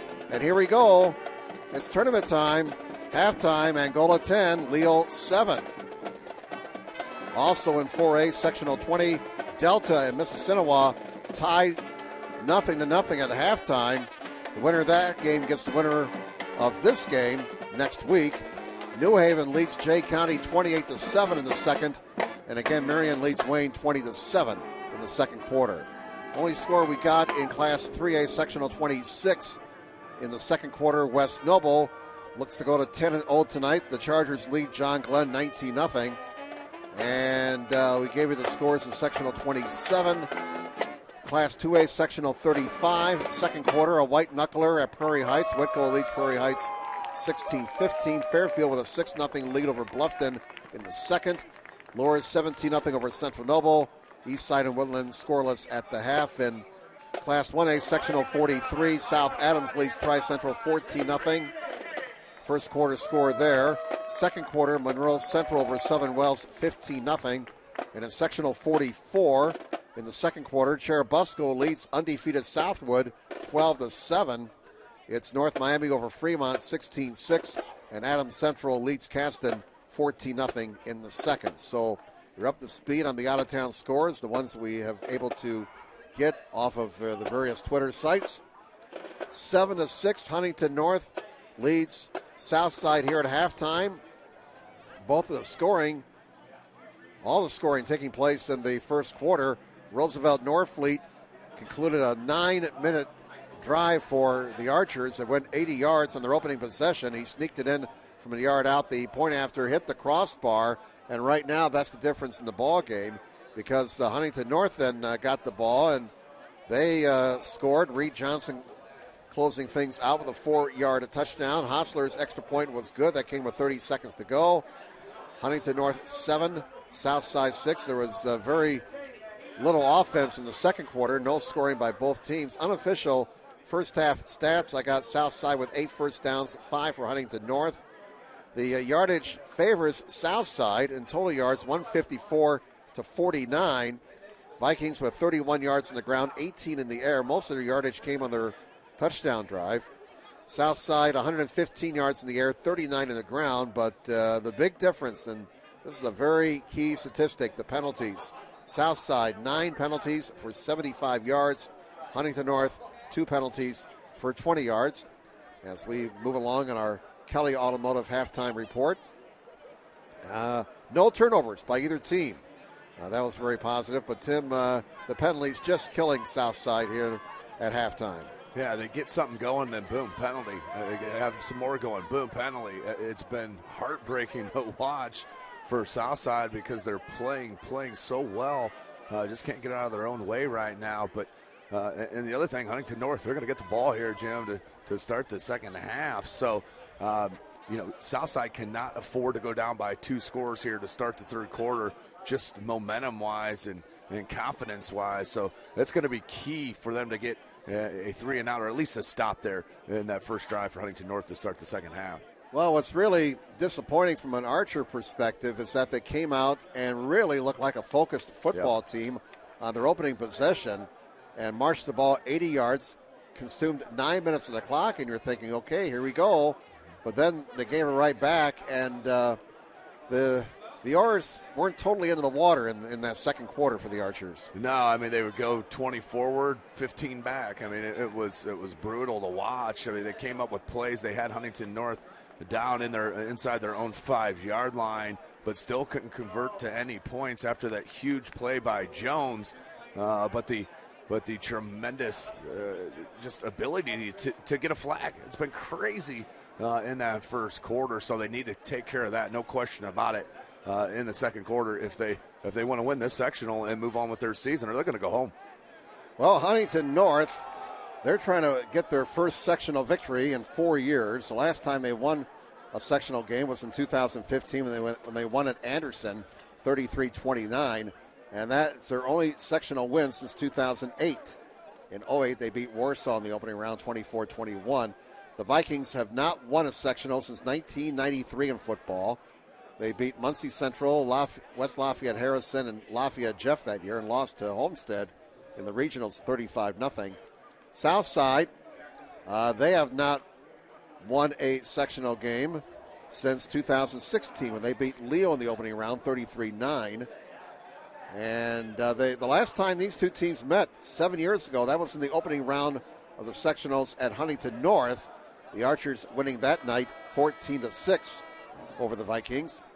And the last time Southside got out of the sectionals, you got to go back to 2005. And they beat Northside, Belmont, and Dwenger back in 05 to win the sectional. They beat Delta in the regionals 24-17, then lost to Lowell in the semi-states 16-14. Well, why don't we step aside here? We'll come back with the second half action from Southside. This has been the Kelly Automotive Halftime Report. Huntington North leads 7-6. Back in a moment on SummitCitySports.com. The Acme Bar and Grill, where neighbors meet. A Fort Wayne tradition since 1941. We feature nightly dinner specials along with our iconic pizza, wings, and pork tenderloins, and barbecue in our family-friendly atmosphere with a retro flair. Additionally, we offer a full bar with 26 beers on tap from various Midwest breweries. We also have an area perfect for private events such as meetings, reunions, and banquets that holds up to 50 people. The Acme Bar and Grill, located in the heart of East State Village, where neighbors... I was once a Southside kid who was led on a journey by high school football. A journey that taught me discipline, toughness, and the skills that made me a success. As a businessman with a CPA license who owns his own firm, I still use the building blocks of high school sports in my everyday life. Someday sports will end no matter what level you reach, but you will be left with the skills to compete in the next game, the game of life.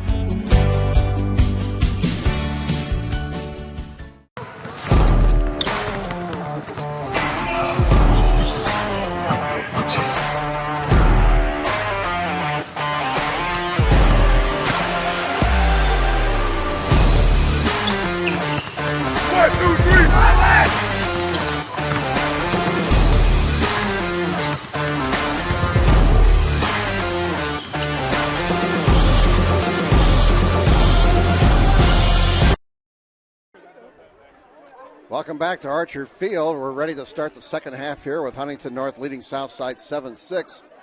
We mentioned earlier Concordia was leading Maconaquah 14-7 in the second quarter at Maconaquah for the Cadets. Cameron Vanderbosch with pick six. The younger brother of Jalen Vanderbosch. It's a great family there of genes. Vanderbosch, Jalen Vanderbosch has been a tremendous wide receiver. All right, and it looks like Jalen has a pick in that game. Wasn't a pick six, so the Vanderbosch is wreaking havoc on Maconaquah tonight. Huh? That's tremendous stuff right there. I gotta love that. Vanderbosch we trust. Hey, update now on Southwood Cherubusco. Big game in 1A sectional 44. Southwood has taken the lead late in the first half. Southwood 14, Busco 12. Southwood ranked number 3 in the state. Busco number 10 in 1A. They're in Turtletown. That's in Turtletown. You betcha. And Huntington North gets the ball to start the second half. Again, no wind whatsoever, so the weather not a factor, although it is cooling off. We started at 50 degrees. Should get down into the low 40s by the time we're done. And the short kickoff is returned to the 29-yard line, and that was Lawson Shearer taking the bouncing ball there. Well, you know what Huntington North's going to come out. They're going to come out. They're going to come in the tight formation. They're going to try to run the ball down the throat of Southside. Southside can bend a little bit, but they cannot break. Do not give up anything long to Johnson or both Johnsons, I should say, or, of course, Dennis as well. 7-6. It's amazing how missed conversions can come back and factor into a football game. That's the situation right now. First down, Huntington North. And the Vikings run it. And they're going to get about 3 yards, maybe 4. And look at that Archer defense. They'll give the running back, number 23, Lawson Schur, the forward progress, obviously, to the 32. That's only 8:17. Very fast game with all these running plays. Yeah, ball's been on the ground continuously and tremendous fourth down conversion. So yeah, we've had, and that was with 4 timeouts being called in that first half. Oh, look at this! Nothing doing for Garrett Johnson. Jalen Lattimore. We saw it there at the end of the second half, or the end of the first half. Seeing it again now, Jalen Lattimore is absolutely tremendous at linebacker. Somebody forgot to block him. And Huntington North is behind the sticks. 3rd and 12 from the 27. Line the gain is to 39. Johnson takes a high snap. In some trouble. Throws, look out. It's intercepted. This could be a pick six. Give that man 6 points. Touchdown, Southside. Exactly what you needed to start this second half. That is a pick six. Let's go right to our traction athletic performance. No, we won't. Go ahead, Jim. So Southside has taken the lead. There's the first turnover of the night. And the Archers have the lead. 12-7. What a play out in space, and the difference maker for Jackson, taking it the absolute distance from 30. What a play for Southside, and a spark, exactly what they needed, and they got it in the pick six. Dylan Jackson, that's his second defensive touchdown of the season. He ran a fumble 100 yards for a score against Northrop. And now the Archers will go for 2. This is critical here. Power I, strong right. Whoa, look out. Ball is loose. And the conversion attempt fails. But Southside has the lead, 12-7. Back in a moment on SummitCitySports.com. I was once a Southside kid who was led on a journey by high school football. A journey that taught me discipline, toughness, and the skills that made me a success. As a businessman with a CPA license who owns his own firm, I still use the building blocks of high school sports in my everyday life. Someday sports will end no matter what level you reach, but you will be left with the skills to compete in the next game, the game of life.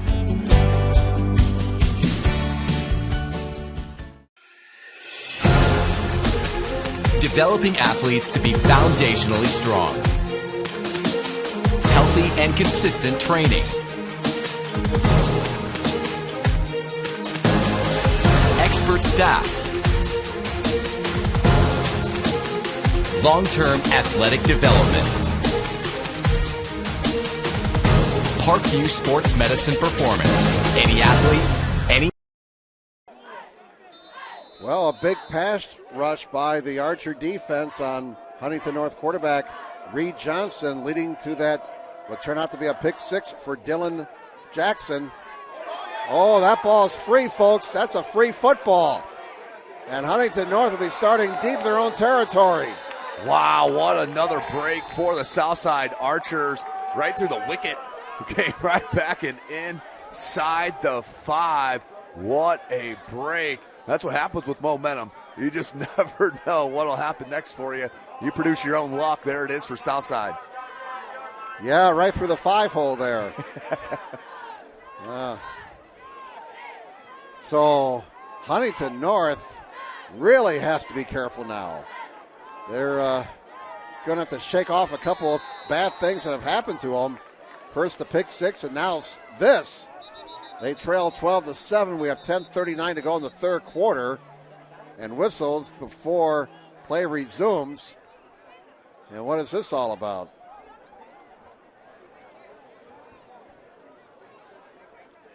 Looks like they're having a little issue with that down marker you talked about earlier, Oh, Jim. no. The light's out. Or somebody get a battery. Oh, that's not good. It's bad enough I can't see uniform numbers. There we go. Now it's lighted up. There it is. Good a shot there for Pat Reith up top. So, oh, you hit this switch. Okay. First down and 10 from the 4-yard line for Huntington North. There's some comments right now in the press box we're not going to repeat. Here's a running play off the right side that will be going for maybe a yard, maybe two, and that's a mass of humanity there at about the 6-yard line. Ball carrier was Garrett Johnson, listed as 5', 650 pounds. I don't know about that. Well, like I said, listed. You know, we're getting towards the end of football season. Basketball is just around the corner. I've always wondered how those basketball players grow 3 inches from football season. We get the basketball roster. It's 2nd and 7. Right up the gut. As the Vikings looking to get some breathing room. They're out to about the 12-yard line. The ball carrier was Shearer again. Yeah, that was a well-designed play right up the middle. A lot going on there in the backfield. Fooled a couple of us up here. Nice run and a good play call to at least set up 3rd and manageable here for Huntington North. Yeah, they need to get a first down here. 3rd down and 2 from the 12. Running play, and they will get the first down with room to spare. Across the 20 to the 25 to the 26-yard line. Hard running by Adam Dennis. He's a sophomore, 5'10", 169 pounds. First down, a much-needed first down for the Vikings. Yeah, to get more space at least there behind their own backs for Huntington North. That was a much-needed 3rd down conversion. Now keep the drive alive. They go back in the shotgun. Southside leads 12-7. And movement before the snap. This will stop the clock with 9:22 to go in the 3rd quarter. And a false start on Huntington North. That's only their 3rd penalty for 25 yards tonight. And that set up from Jalen Lattimore, showing his skills that we've seen all game long. That got him nervous up the middle when he showed blitz. There goes your false start.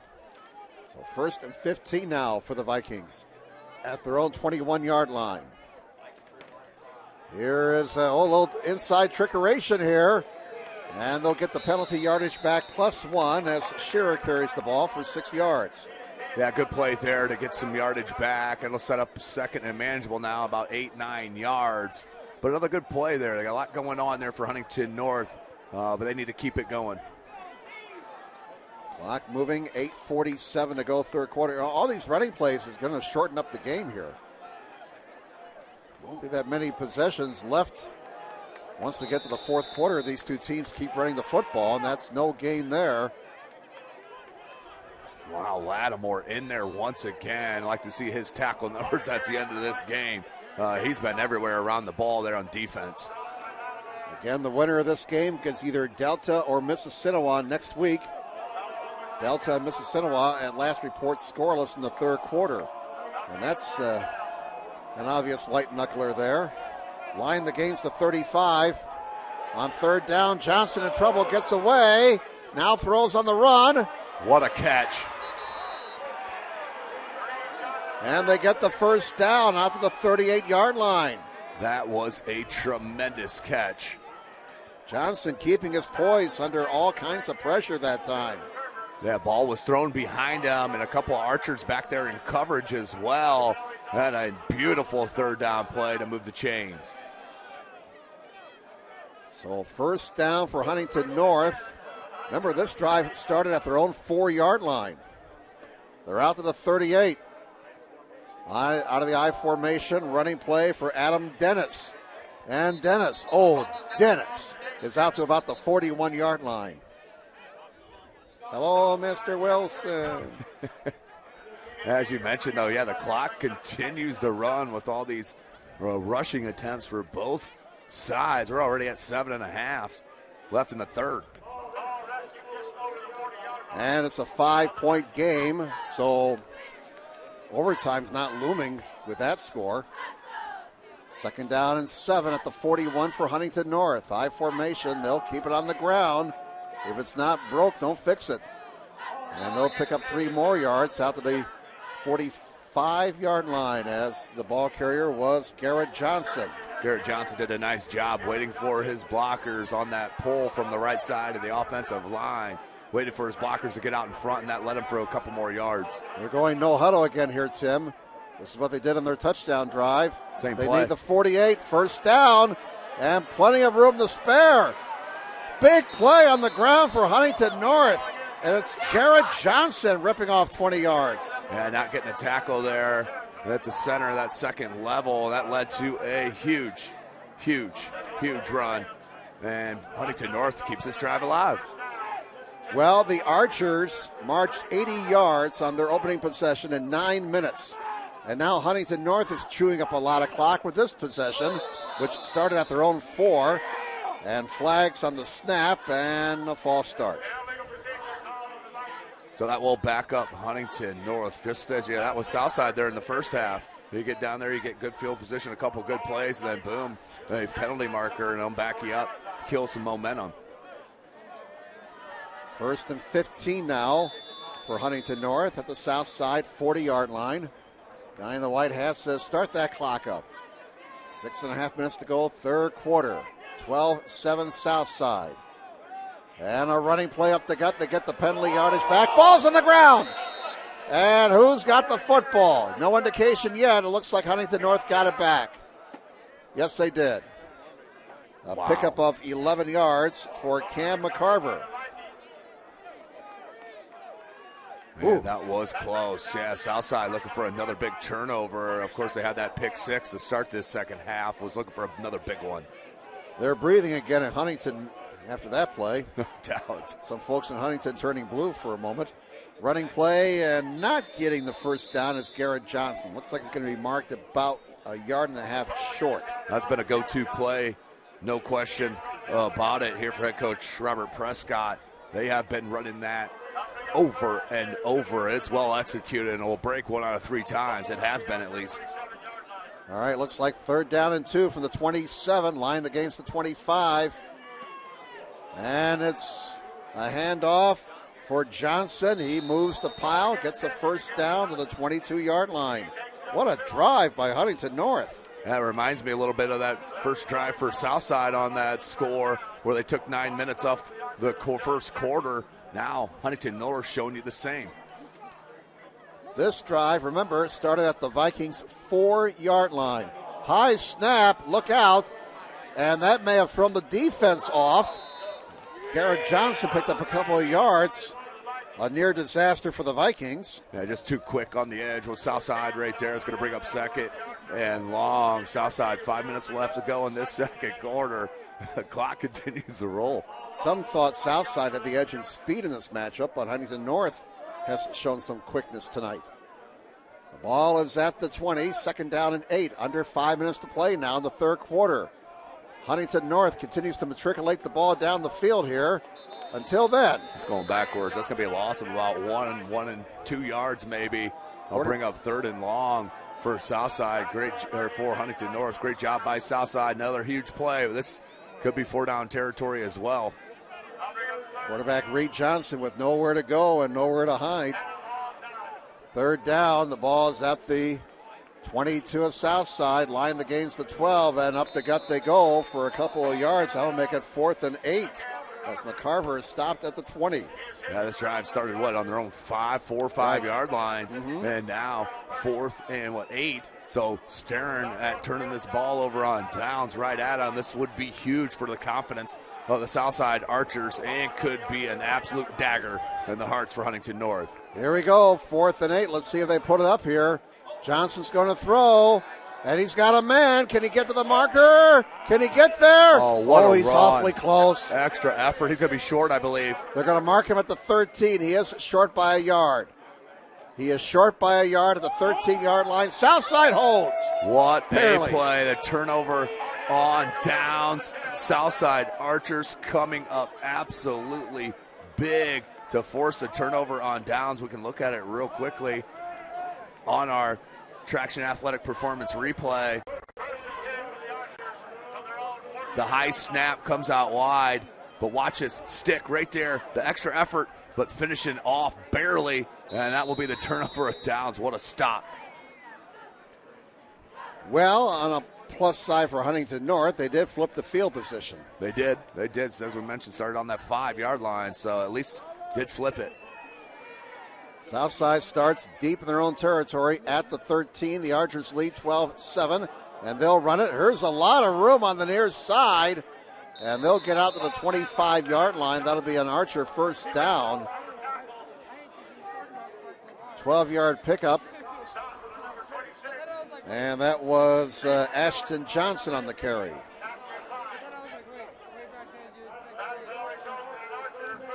I got both teams now with 9 first downs. The difference in the game, Dylan Jackson pick 6. We've had some pick 6s around the area tonight. We've got some players, no doubt. Dylan Jackson to the house from about 30 yards out with his pick 6.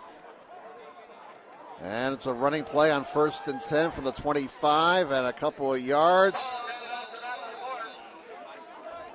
Old-fashioned football here tonight. This is old-school football. Predominantly a running attack on both sides. 2nd down and 8 upcoming for Southside. But once again, the clock continues to roll. If you're Southside and you can take this down, how about another 9-minute drive to finish with a score? That would pretty much lock her up.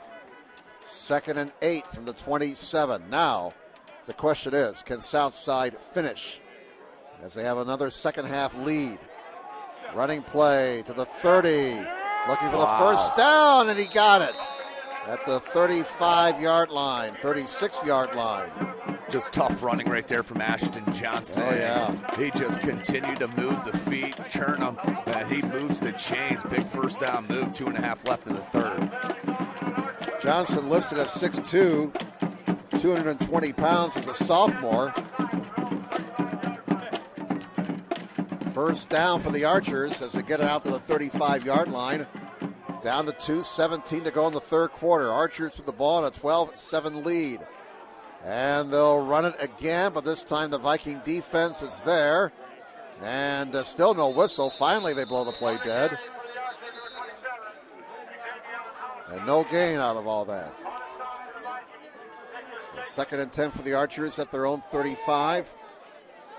Down to 1:53 to go third quarter. I'll tell you what, with all these running plays, there won't be a whole lot of possessions in that last quarter. Yeah, there's no doubt. I mean, we're running here. We're under 2 minutes left in this third quarter right now.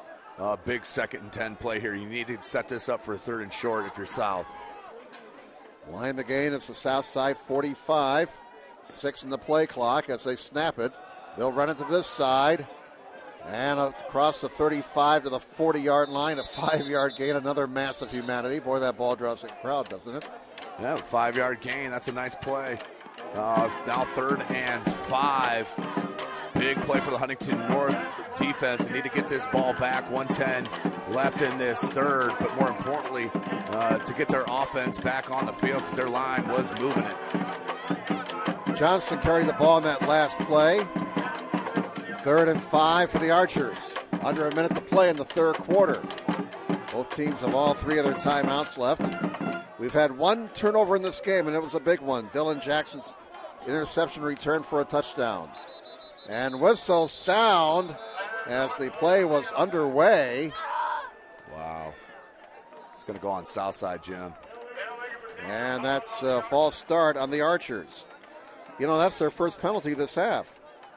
43 seconds. I guess that is progress, but they almost got through a quarter.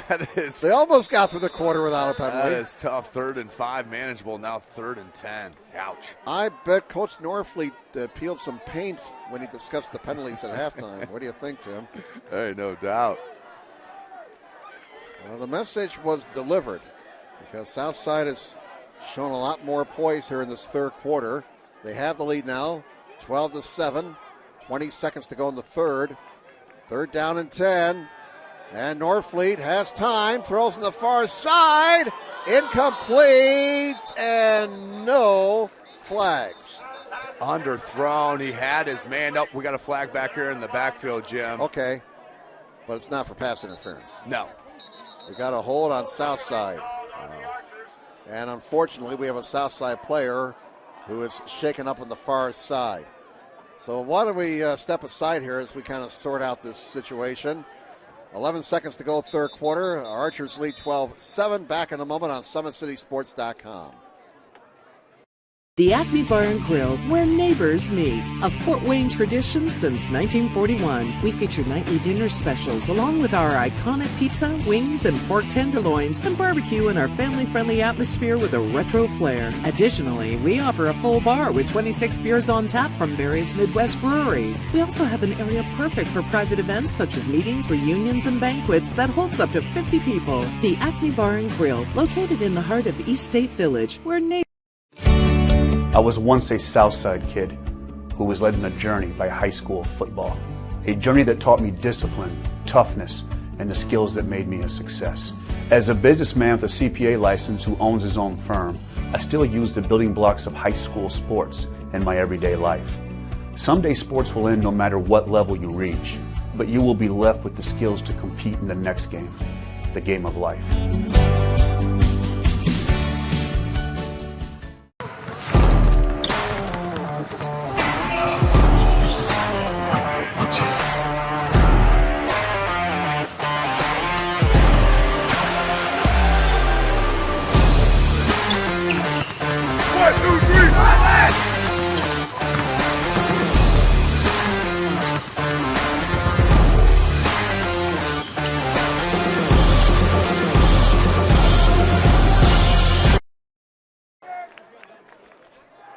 All right, the injured player, the shaken up player, Trevor Hapner, is up and walking off under his own power. That's good to see.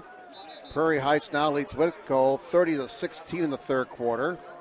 And Lourdes has opened up a 24-0 lead on Central Noble in the third quarter. So the Knights look like they're going to be playing next week.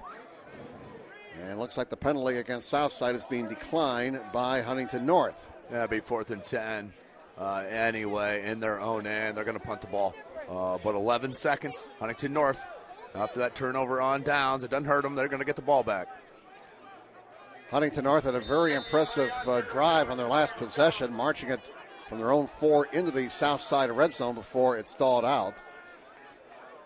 Now they got a backup punter in there. Oh, no! Oh, no! The ball is still loose inside the 10. It's close to the goal line, and Huntington North will have the ball at the 1.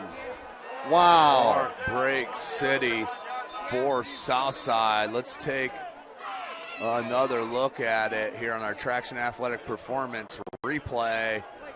But the snap comes. Good snap. Just must have taken his eyes off. It went right through the hands. It was eye level. And then the pickup, that was number 36, Aiden Rab. So 1st and goal. Heartbreaker here. 3 seconds left. Wow.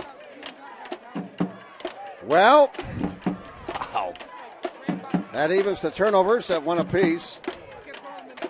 And Southside with another special team issue. Hapner, the regular punter, came off after being shaken up, so they had a backup in there, and now Huntington North has the ball at the 1 after all that. Quarterback tries to sneak it. I don't think he got in. I think he's short. He is short, and that's going to end the quarter. So we'll hike it to the other end of the field. After 3 quarters, Southside leads 12-7, and we're back in a moment on SummitCitySports.com. The comets from the sky, comets from the sky, comets from the sky, comets from the sky, comets from the sky, comets from the sky, comets from the sky. Give your home the curb appeal it deserves, and trust Kurt's Mio to power wash your home. Additional services include concrete sealing, deck and fence cleaning, driveway replacement, and stamped concrete. Just head on over to kurtzmio.com, request your virtual quote, and use the code SummitCity for 15% off all power washing services today. That's kurtzmio.com, supporting the youth of Fort Wayne. Joint pain, sprains, strains, or a possible broken bone? Make the Parkview Ortho Express Walk-In Clinic your first stop when you have an orthopedic or sports injury. Call 260-266-4007 for more information.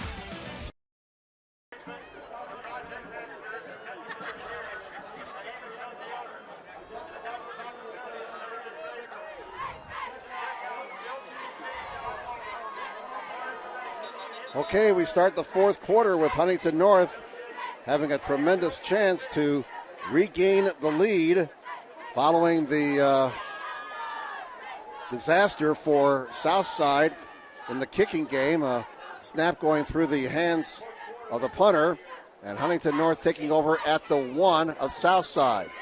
Their quarterback, Johnson, tried to sneak it before the quarter ended. Now they're at the 1 again. First play of the fourth quarter. Johnson tries to sneak it again. He's not getting any traction. Now he moves forward in the second effort and give that man 6 points. Touchdown, Huntington North. Reed Johnson from a yard out, his second touchdown of the game, and the Vikings go back on top. Yeah, that second effort from Reed Johnson proved to be the difference there over the left guard.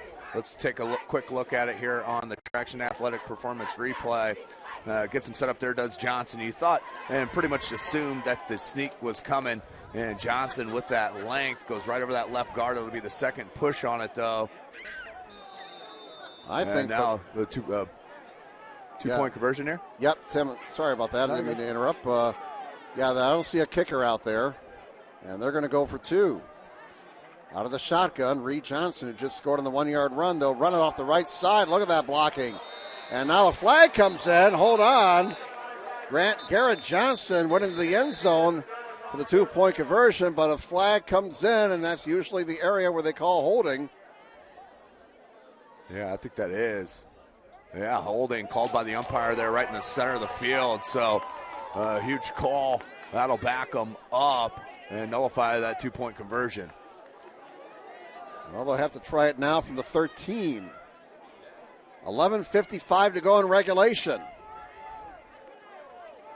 Huntington North 13, Southside 12. Our third lead change of the game. Had a game up in my neck of the woods up in Michigan last week. They had 7 lead changes. Wow. Yeah, wow is right. Wow. All right, here we go for the 2-point conversion, this time from the 13. Johnson rolling to his left, and he throws on the run, and it's going to be incomplete. So the 2-point conversion fails. Huntington North has the lead, 13-12, favor the Vikings. Back in a moment on SummitCitySports.com.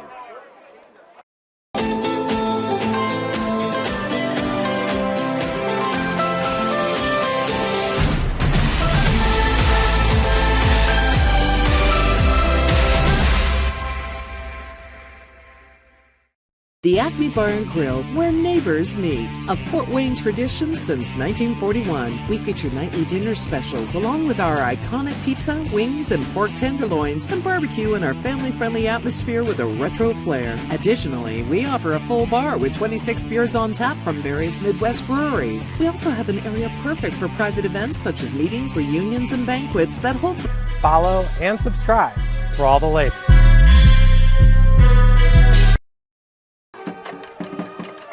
All right, welcome back to Archer Field. Jim Measel, Tim Atkinson. Our cameraman is Pat Reith.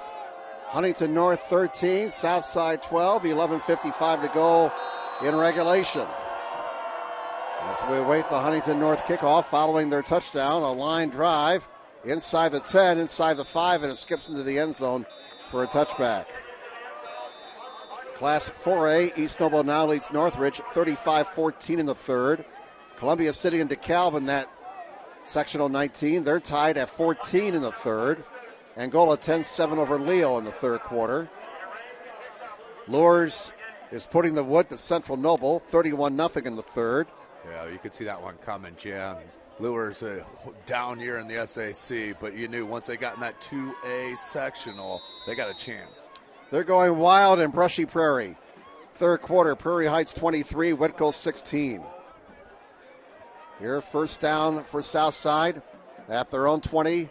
Archers trail by 1, 13-12. We got, as Al McGuire would say, a white knuckler. And a running play is not going to work. Spread out nicely by the Viking defense and no gain. Quickness on that Viking defense. Yeah, you've seen it all night.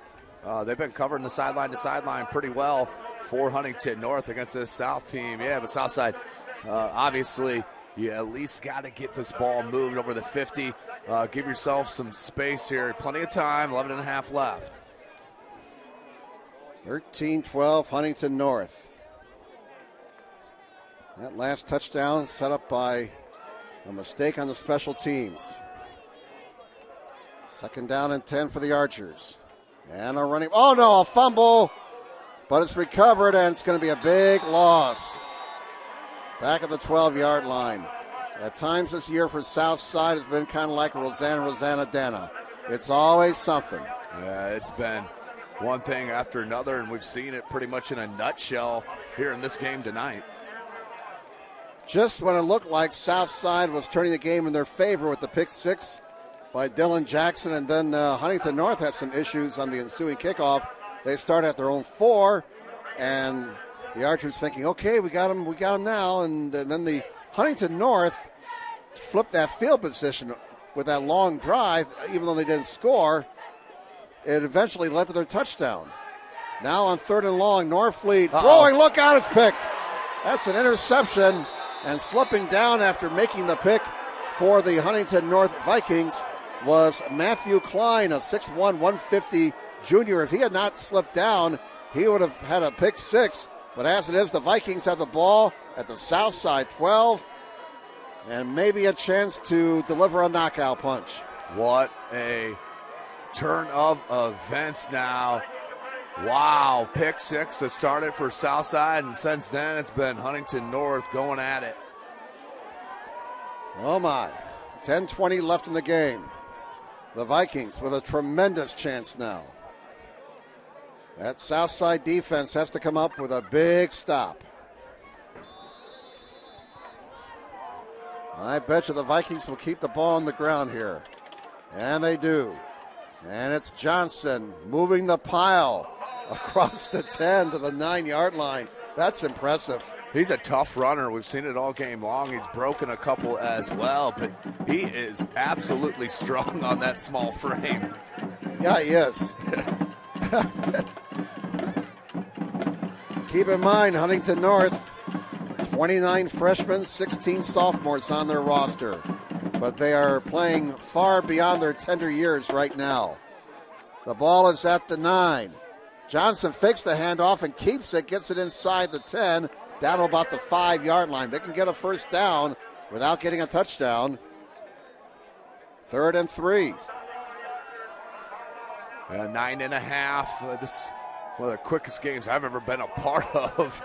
It's only 8:50. Right, but 3rd and 3.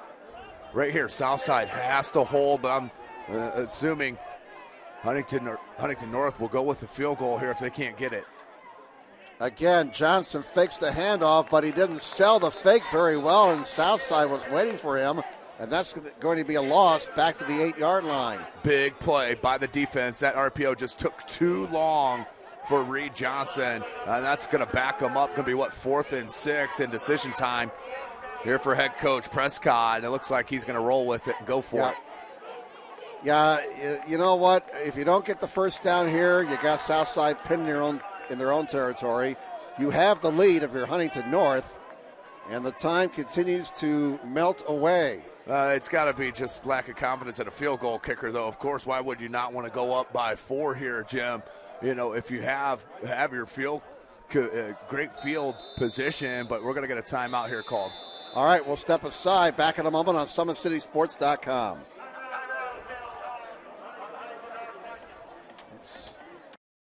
Automotive Group is simple, transparent, reliable. Simple. Our customer specialists make buying a car easy and fun. Transparent. Our price listed is the best price. No hassle, no gimmicks. Reliable. Buy with confidence and peace of mind. We work hard to ensure the best value however you shop. Come see us in Decatur at the 2733 Auto Mall and shop 7 brands in one location. The Kelly Automotive Group. Simple, transparent, reliable. Keep your skills on point and take advantage of the Always 100 basketball camps. The Holiday Hoops Developmental Camp is for ages pre-K through 8th grade. You'll work on shooting, dribbling, passing, and defense. December 24th. Well, they're going to go for a field goal here, Tim. That's what I mentioned. Yeah, I mean, if you have any confidence in a field goal kicker, why not go up more than a field goal? And he's got a kicker. Yeah. The kick is good. My goodness. Aiden Hostler. That's that You mentioned his goalkeeper. soccer prowess earlier. Yeah, he's got one of the biggest boots I've seen coming from a net in a score, and no doubt about it. So let's keep it here. And that makes the score now 16-12. Hostler looked like a 25-yard field goal there.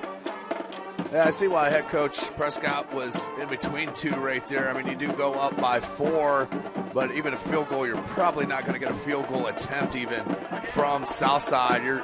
So, maybe 4 points does nothing for you, but at least you get some points out of that turnover. But Southside defense came up huge to force that field goal. Now they're 6 points away from taking this lead again. And keep in mind, 4-point lead, that's a one-possession game. Absolutely. One play, and you're back in the lead if you're the Archers.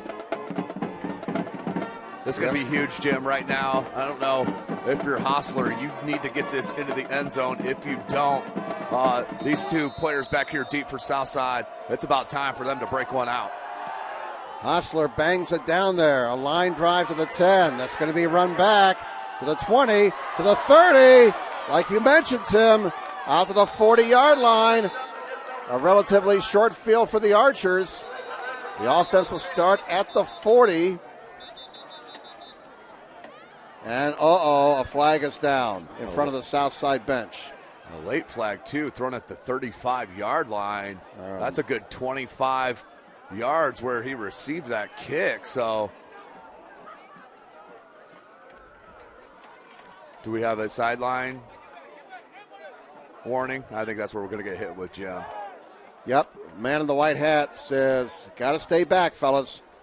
And they have that rule because the officials have to run down the sidelines, and they don't want to collide with a player or a coach. Oh, yeah, it's definite safety issue, Jim. No doubt about it. If you see, you can see the words marked off where the players and the coaches have to stand behind. Of course, on Sunday afternoons, that's clearly defined by a white box. And I think we have a player down here on the sideline. Or, it's an official. An official looks like he got hit, Jim. Well, I just got hit there, too. And they're attending to that official down here, the trainers for Southside. This unfortunately happens. And I tell you what, they're still attending to him, so why don't we step aside. We'll be back at Archer Field in just a moment.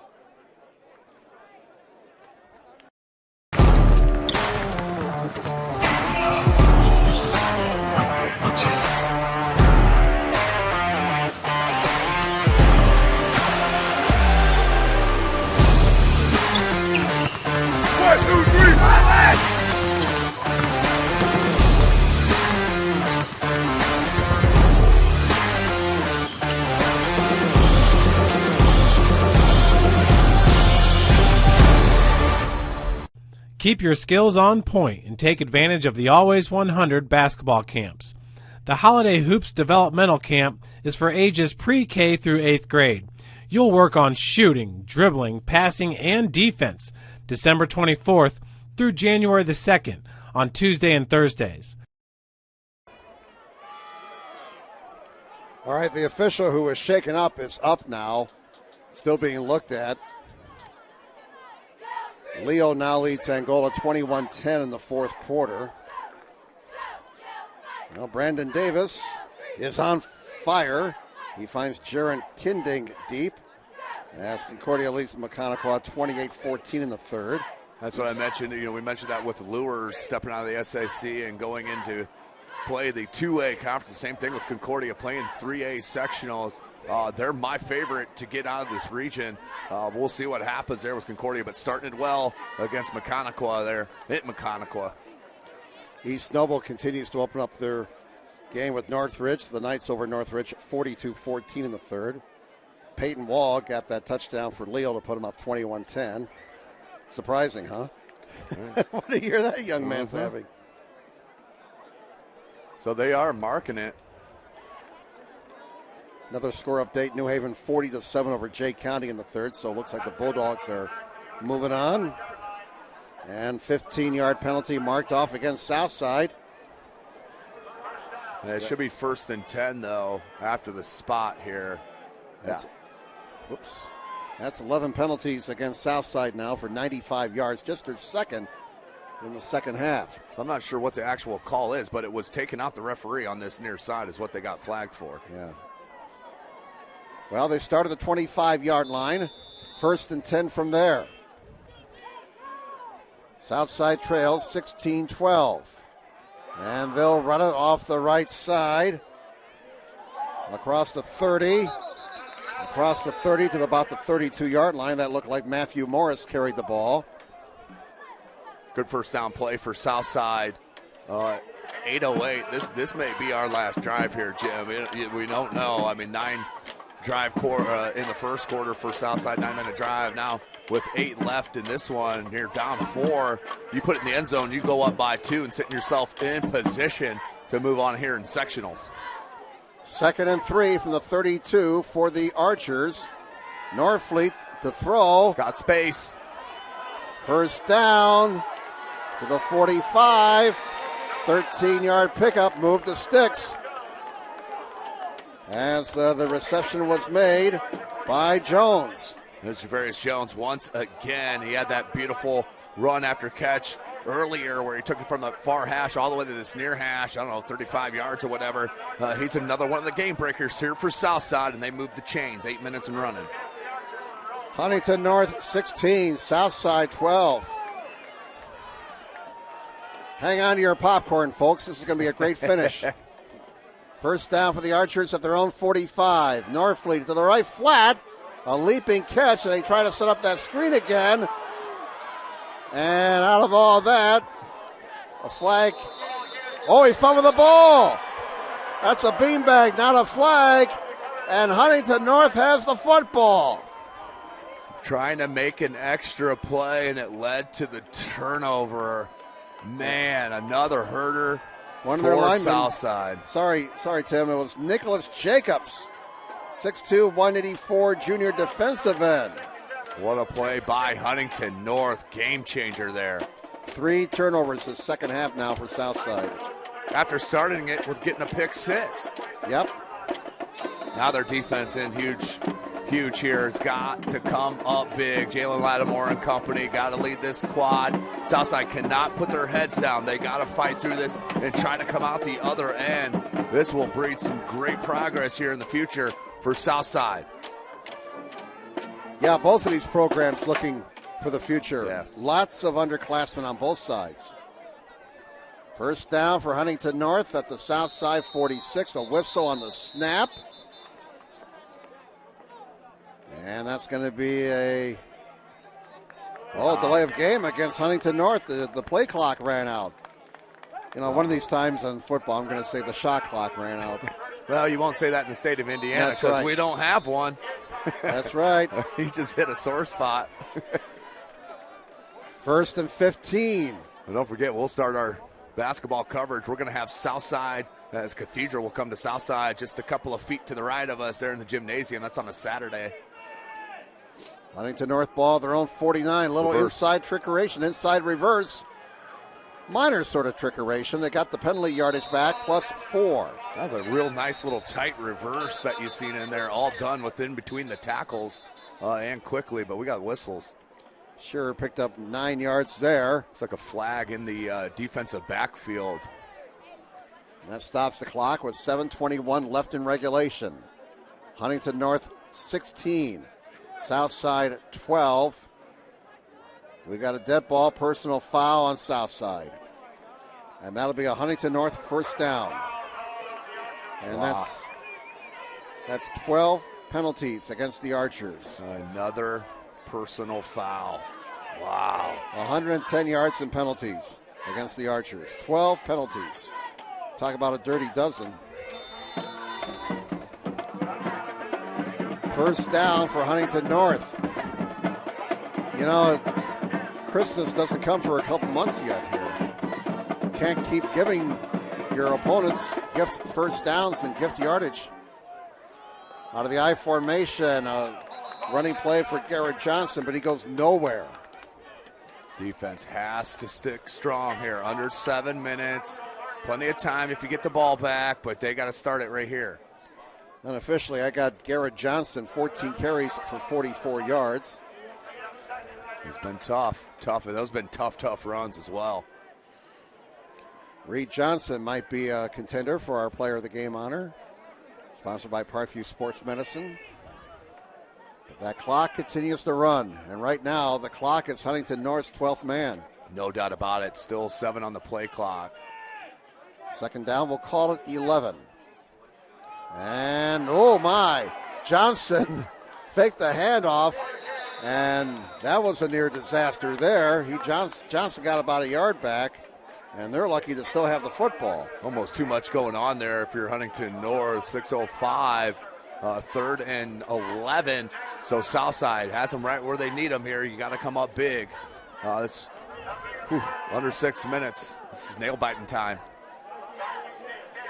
Archers have all 3 of their timeouts left. Huntington North has 2 timeouts remaining. Line the gain is the 18 for the Vikings.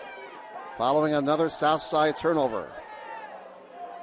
Johnson waiting for the snap. And inside reverse again. Shearer to the 25 to the 23-yard line. He'll be about 6 yards short. 4th down, Huntington North, and they'll go for it.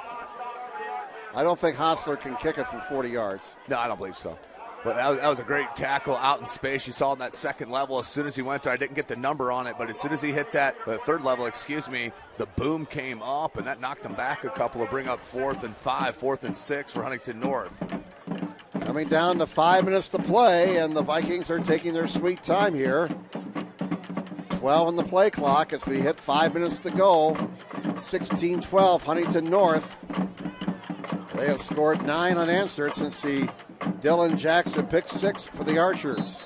And now a timeout being taken by the Vikings. So we'll step aside. Back in a moment on SummitCitySports.com.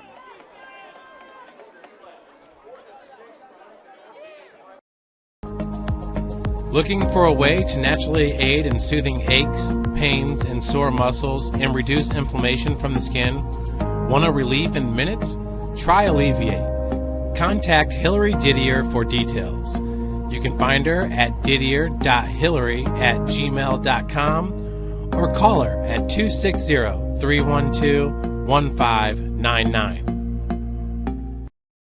Keep your skills on point and take advantage of the Always 100 basketball camps. The Holiday Hoops Developmental Camp is for ages pre-K through 8th grade. You'll work on shooting, dribbling, passing, and defense. December 24th through January the 2nd on Tuesday. Okay, a couple of updates here. It's a final in 2A, Sectional 35. Eastside defeats Woodland 21-0. So Blazers and Lures next week, and that'll be at Eastside. Wayne trails Marion 41-13 third quarter. Out of the Huntington North timeout, 4:50 to go. Look at this. 41-yard attempt. Ha! Hostler saying to Tim Atkinson, oh, yeah? I can kick it this far. I've seen him boot the soccer. Oh. Well, that snap was bobbled. The kick is no good. The snap was bobbled, and that threw the entire playoff. So Southside gets the stop defensively. Bottom line, the Archers still have a chance. Yeah, that was a huge play. Hostler obviously has the confidence, put the leg out, but as you mentioned it, bobbled snap, and right away knew that he missed that one. Not if it hit laces or what, but knew right away that was going to be no good. But, hey, Southside's defense did exactly what they were supposed to do. They gave their offense another chance and a chance to win this ball game. What is going to happen? Can Southside move on? Well, luckily for Hostler, that kick wasn't blocked. Because if it's blocked, then it's a free ball, and it could go 70 yards the other way. All right. Archers get the ball at the 20 on the missed field goal attempt. 4:46 to go. Can Southside pull it out? 3 receivers on this side. And they'll throw it to this side. And looking for yardage. Fumble. Oh, you gotta be Huntington kidding North me. got it. Oh, my goodness. Oh, my goodness. Yeah, you got to feel for the Archers right now. This is tough. Trying to make extra yardage there, but when you're surrounded by 6 players, sometimes it's best just to pop out and live to fight another day. But you can't put that on players just trying to make plays. Aiden Dennis with a fumble recovery. And Southside now -3 in the turnover category. 3 fumbles and an interception for the Archers. 1 interception for Huntington North, which turned into points for the Archers. But now Huntington North with the ball and a 16-12 lead. 4:36 to go. This entire second half has been in Archer territory, it seems like. Sure has. I formation, and they'll pop it off the right side. A couple of yards for Cam McCarver. McCarver has carried the ball 4 times tonight for 18 yards, and now the Archers forced to burn timeouts defensively. Will take their first one, and we'll step aside. Back with more in a moment on SummitCitySports.com.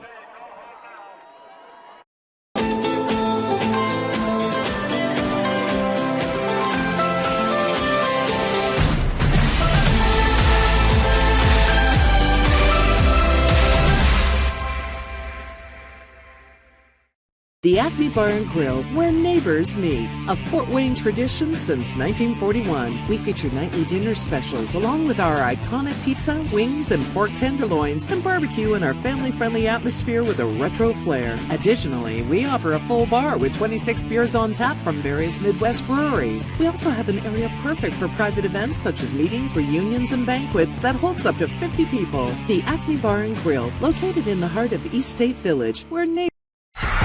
For every victory, for every highlight, for every team in the Summit Athletic Conference, we've got you covered. Like, follow, and subscribe for all the latest.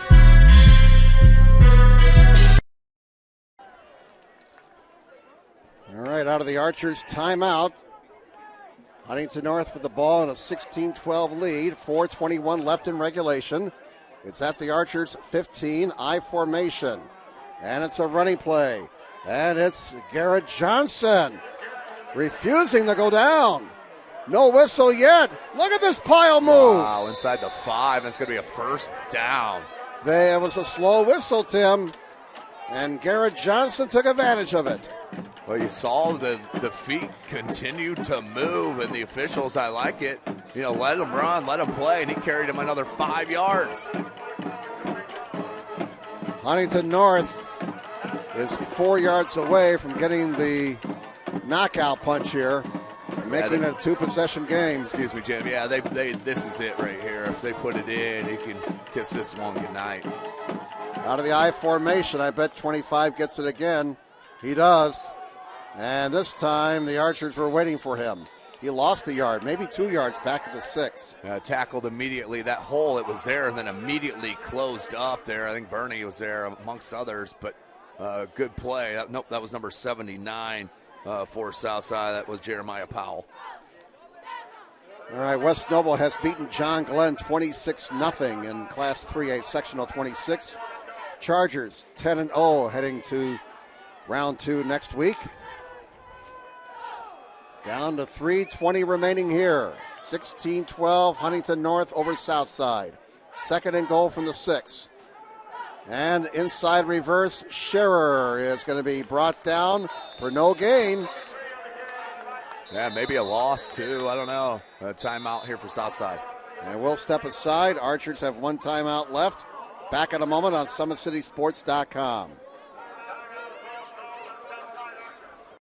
Kelly Automotive Group is simple, transparent, reliable. Simple. Our customer specialists make buying a car easy and fun. Transparent. Our price listed is the best price. No hassle, no gimmicks. Reliable. Buy with confidence and peace of mind. We work hard to ensure the best value however you shop. Come see us in Decatur at the 2733 Auto Mall and shop 7 brands in one location. The Kelly Automotive Group. Simple, transparent, reliable.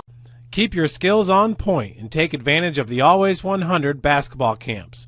The Holiday Hoops Developmental Camp is for ages pre-K through 8th grade. You'll work on shooting, dribbling, passing, and defense December 24th through January the 2nd on Tuesday. Jim Measle, Tim Atkinson back with you. Pat Reith, our cameraman. Archers and Huntington North, both teams with one timeout left. Out of the Archers timeout, 3:06 left in regulation. Huntington North 16, Southside 12. Third and goal from the 8 for Huntington North. And it's a pass play. Johnson will throw. It's caught. Give that man 6 points. Touchdown Vikings. The reception made by Cameron Faust, number 32. One of their few seniors. Excuse me. What a play call. Play action. Third and goal. What a play call. Let's take a look at the track athletic performance replay. The play action up the middle from Johnson and finds his man in stride. Turns it up for that 1 yard and in for 6. What a knockout blow there from Huntington North. Point after attempt now for Aiden Hostler. Spotted, booted, and the kick is good. And we have a new score on the board. 3 minutes left. Huntington North 23. Southside 12. Back in a moment on SummitCitySports.com.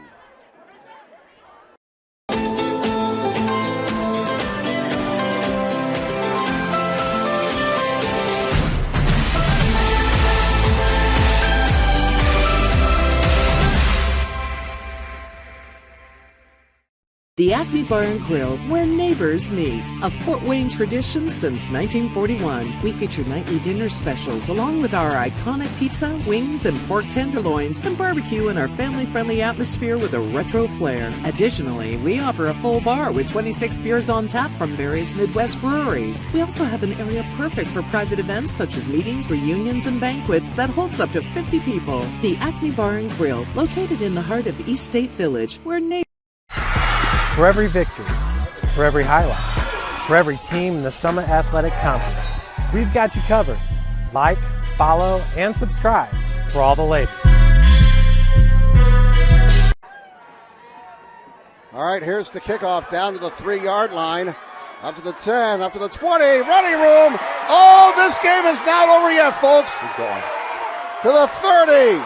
One man to beat. The kicker, he beat him. 97 yards. Give that man 6 points. Touchdown Southside. Don't go to bed yet. Wow, are you kidding me? We mentioned it on the last one of the game-breaking ability by Southside in the return game. You saw it right there. Dylan Jackson, who had that pick 6, I believe it was. But that stiff arm you see right here was the absolute difference. What a strong stiff arm, and Southside right back into it, but 2:45 left, not a lot of time. It is confirmed it was Dylan Jackson. If they go for 2, they will cut the lead down to 3.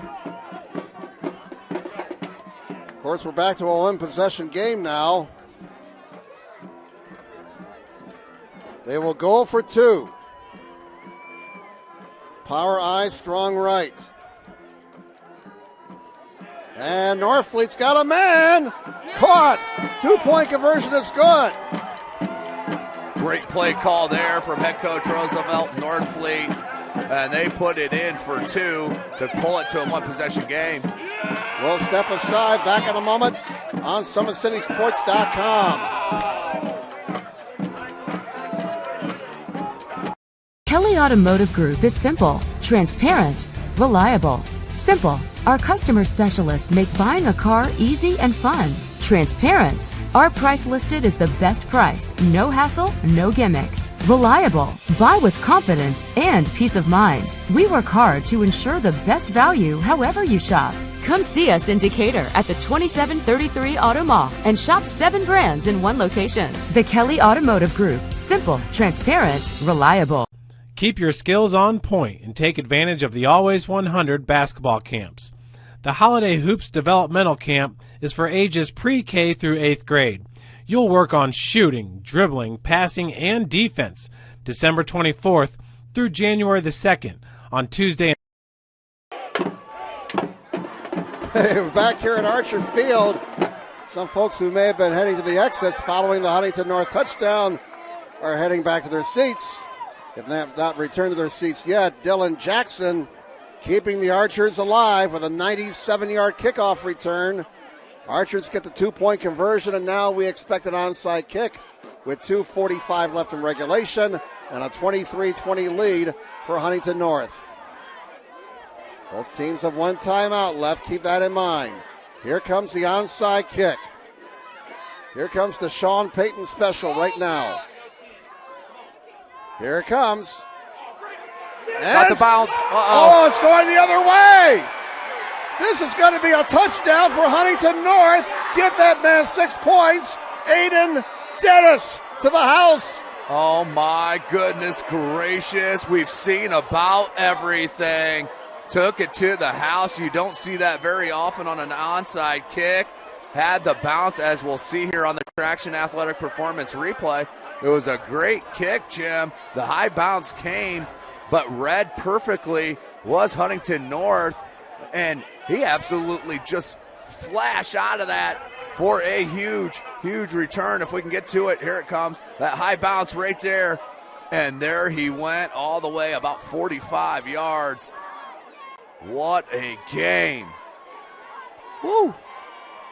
Extra point attempt now for Aiden Hostler.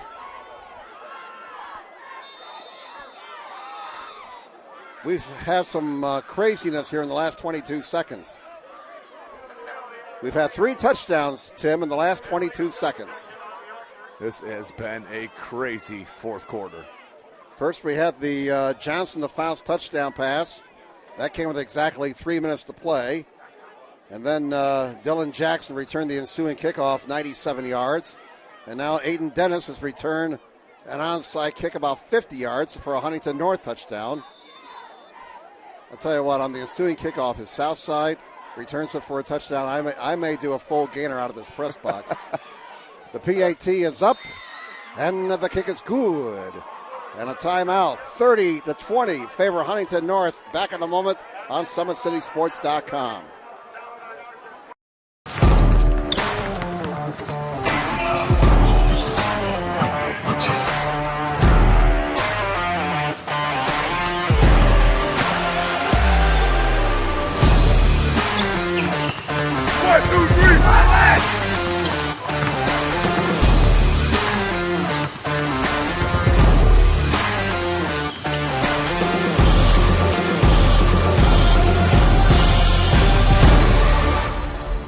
Keep your skills on point and take advantage of the Always 100 basketball camps.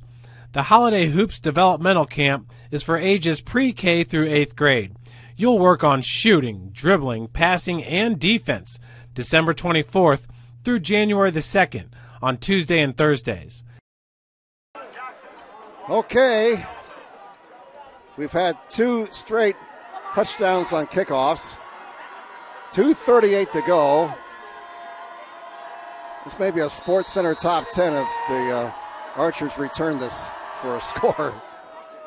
And it's to the near side. It's going to be knocked out of bounds. Oh, my goodness.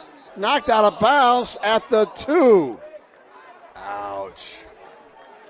Oh, wow. The return man for Southside tried to field that kick on the line, but in doing so, knocked it out of bounds, and it was inside the pylon on this side of the goal line, and thus Southside starts deep in their own territory at the 1. Let's go back to the Traction Athletic Performance replay. That Southside Archer just inches away, and then it came to Aiden Dennis, who blew past everyone. Unbelievable the way this fourth quarter has gone, and now Southside on their own 6-inch mark here to start the drive, down 10, 2:37 left. 30-20. Huntington North, a 10-point lead, a 2-possession game. 1 timeout left for Southside, 1 timeout left for Huntington North. Norfleet to the air, passes bobbled, and was that picked? It's picked. Interception for Huntington North. Aiden Robb with the pick. Wow, Traction Athletic Performance replay off the tipped ball. And was open right through his hands and then picked off. A little bit, just tried to turn upfield as you saw right there, then intercepted. That was number 36 with the pick, Aiden Rabb. I'll say Rob, you say Rab. Let's do it. Spelled R-A-A-B, yes. He's a junior. And he comes up with another big play defensively. He's made a few tonight. Well, Huntington North now has the ball at the 10-yard line. 2:32 remaining. And the Vikings now content to run off the final 2:32 and get ready for next week. Yeah, it's Huntington North. Wow. I mean, all this youngsters. We talked about Southside, if they could push through, how much that would mean for their program and the youngsters. Same thing for Huntington North. You're seeing it right in front of us. Johnson carries the ball. Garrett Johnson, number 25. We have to consider him for player of the game honors. He's had a strong game tonight. Little guy's been busy. That's his 17th carry unofficially for 58 yards. Not a lot of yards, but a busy night. And his running has helped Huntington North to a sectional win here, it looks like. 1:55 to go. Do not have a final score yet on Delta Mississinawa. But Huntington North will face one of those two teams next week. And the quarterback, Reed Johnson, keeps the ball. He moves the pile. No whistle. Give that man 6 points. Flag comes in. And it looks like Johnson has the touchdown for Huntington North with 1:38 to go. Flag came in after the play was over. But as you pointed out, Tim, earlier, when the official sees the feet are still moving, he'll just let him go. Now let's see what the personal foul, that face mask there as the pile was being moved, trying to stop him. So that will be good. And it is a touchdown, 36-20. I think they'll assess the penalty on the kickoff. But what a second half.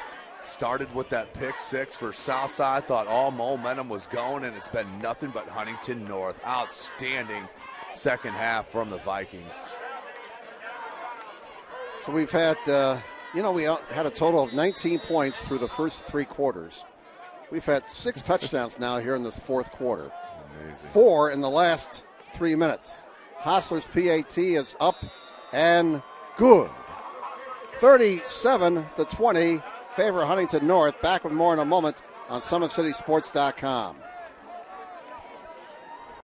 Kelly Automotive Group is simple, transparent, reliable. Simple. Our customer specialists make buying a car easy and fun. Transparent. Our price listed is the best price. No hassle, no gimmicks. Reliable. Buy with confidence and peace of mind. We work hard to ensure the best value however you shop. Come see us in Decatur at the 2733 Auto Mall and shop 7 brands in one location. The Kelly Automotive Group. Simple, transparent, reliable. Keep your skills on point and take advantage of the Always 100 basketball camps. The Holiday Hoops Developmental Camp is for ages pre-K through 8th grade.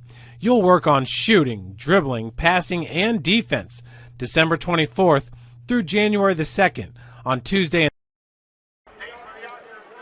All right, Jim Measle, Tim Atkinson, a 15-yard mark-off against Southside following the unsportsmanlike conduct penalty, 125 yards and penalties against the Archers, 13 flags against Southside, and that's one of the reasons as the kickoff sails through the end zone. And through the uprights. No points for that, sorry.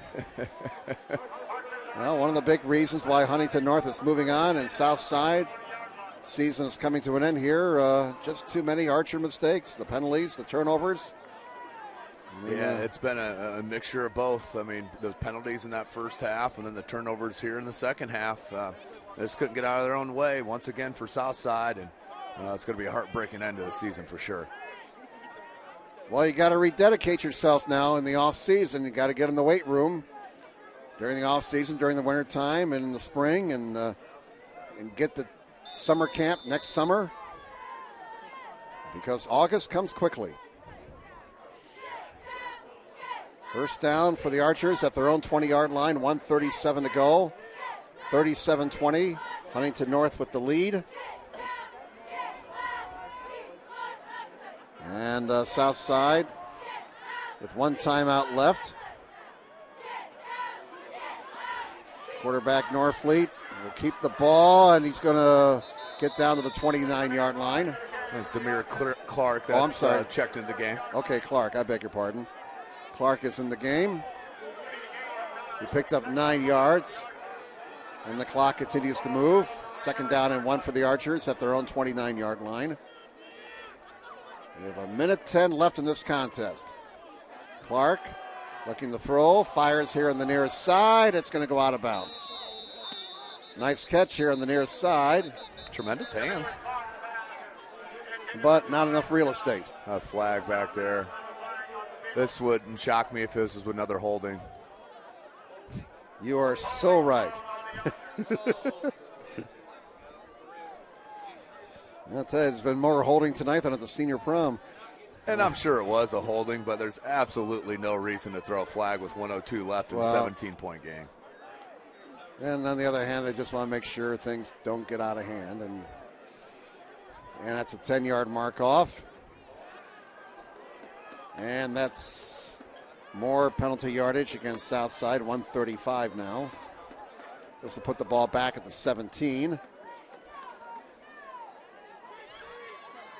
And this game has been busted open here by Huntington North in the final 3 minutes. It was a nail-biter. We had, 4 touchdowns in a span of a minute and 22 seconds.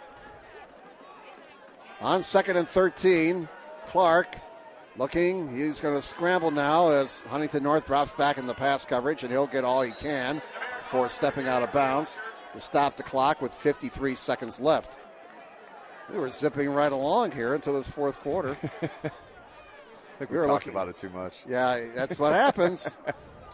That's what happens. Well, we'll be out of here by 9. And psych. I don't know where we're going to be next week. It's going to be a busy night for Summit City Sports next week. We're going to be all over the place. Of course, game of the week, Snyder and Carroll in their rematch next week. That was a 1-point win for Snyder in the regular season on a blocked PAT to tie it up at the end of the game. So Snyder and Carroll is going to be so much fun to watch next week. Clark. Fumble. Nope. And he recovered it, if he did fumble. And he's down to the 27-yard line, 4th down. And we're under 40 seconds to play now. 4th down and 3. Tough way for the season to end for Southside. But you got to use this as a learning experience. 4th and 3 from the 27. 20 seconds remaining. Archers will go for it. Here's Clark looking, throwing, and it's caught and dropped. And that kind of sums up the night right there, Tim. Yeah, it sure does. Turnover of downs on a drop. And it was a great 3 quarters for Southside. Just fell away from them. Wheels came falling off. And there it is. Penalty is declined here by Huntington North. And third time this year, Southside would have a lead in the fourth quarter and not be able to finish. And that's one thing they're going to have to talk about during the offseason. They got to finish. Yeah, Northside and Northrop, several games where they were right there and just couldn't pull it out. So we'll have one more snap. Then we'll shake hands and call it a night. Huntington North moving on. They will take a 3-7 record into the sectional semifinals next week here in Class 4A Sectional 20. It looks like the SAC is going to go, 2 for 2 tonight, Jim? Right. Wayne 2-2. was getting beaten by Marion by 4 touchdowns last we heard. Yep. So the SAC will be out as far as this sectional is concerned. Lures is moving on. They'll play at Eastside next week. That'll be a good one. The Blazers have been a favorite all year, too. They're in 2A. Concordia was winning their game last we heard. There's the snap. There's the knee, and we will play no more football tonight. That's all there is. There ain't no more. Final score at Archer Field, the Huntington North Vikings 37, the Southside Archers 20. And Tim and I will come back to wrap things up following this timeout on SummitCitySports.com.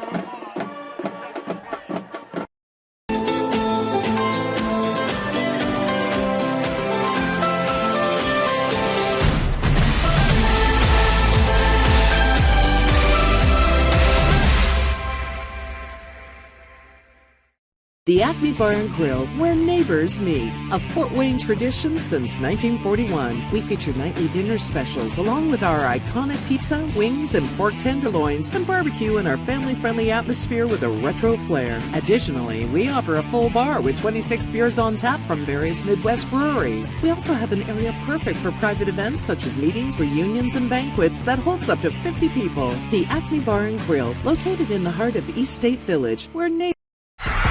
For every victory, for every highlight, for every team in the Summit Athletic Conference, we've got you covered. Like, follow, and subscribe for all the latest.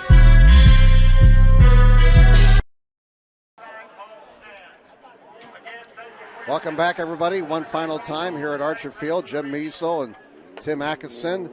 Pat Reeve on the camera tonight. Let's run down first round final scores, the ones that we have. Eastside beat Woodland 21-0. Leo knocks out Angola 21-16.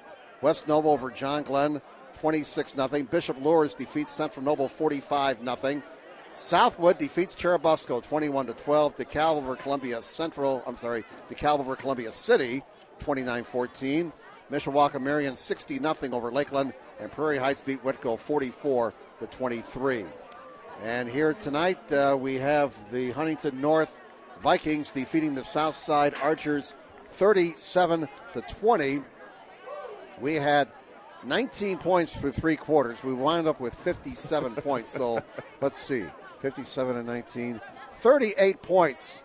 38 points, Tim, that last quarter. As things got kind of wild.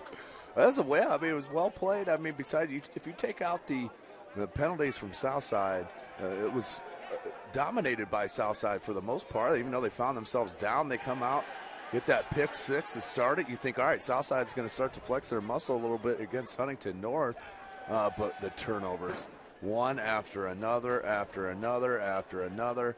And then the freak plays. I mean, the return on the onside kick. I mean, who saw that one coming? Mm-hmm. But Huntington North, they just made the plays when they had to make the plays to win a sectional game and move on.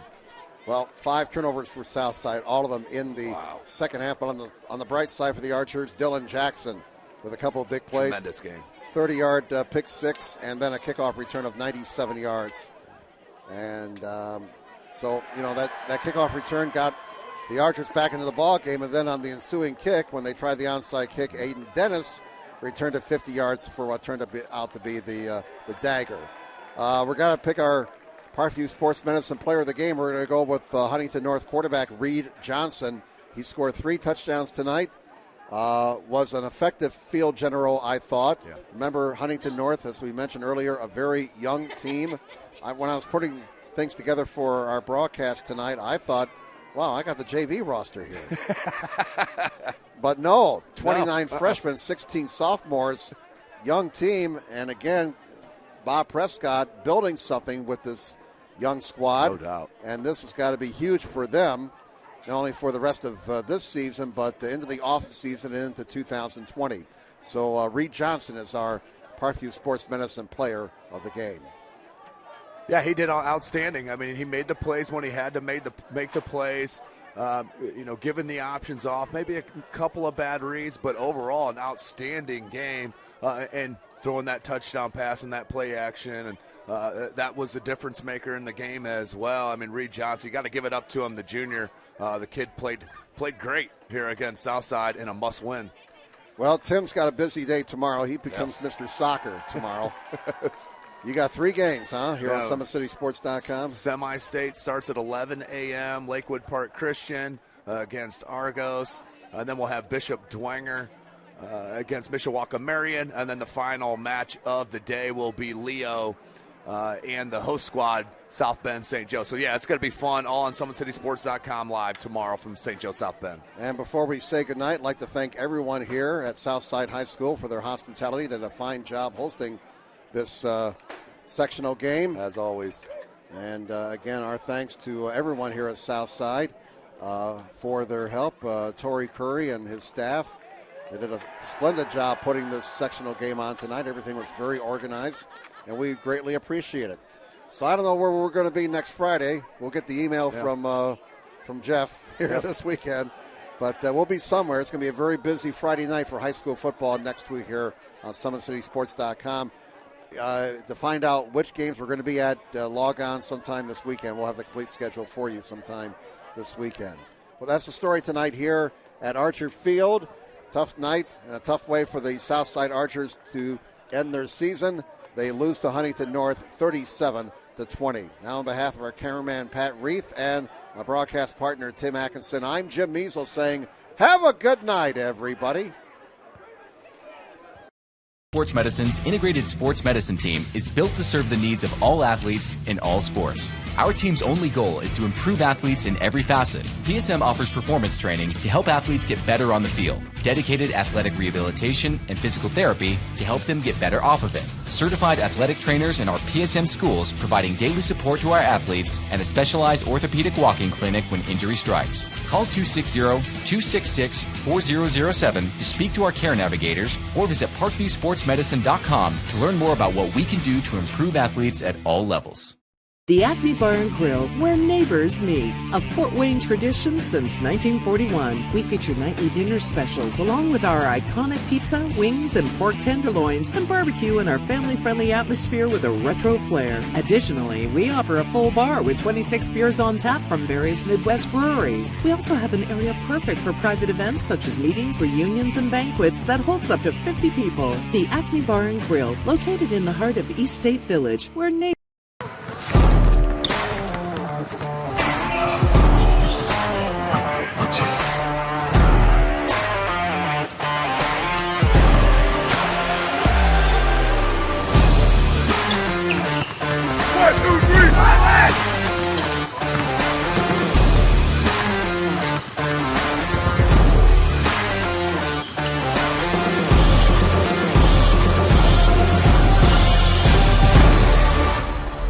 Give your home the curb appeal it deserves and trust Kurt's Mio to power wash your home.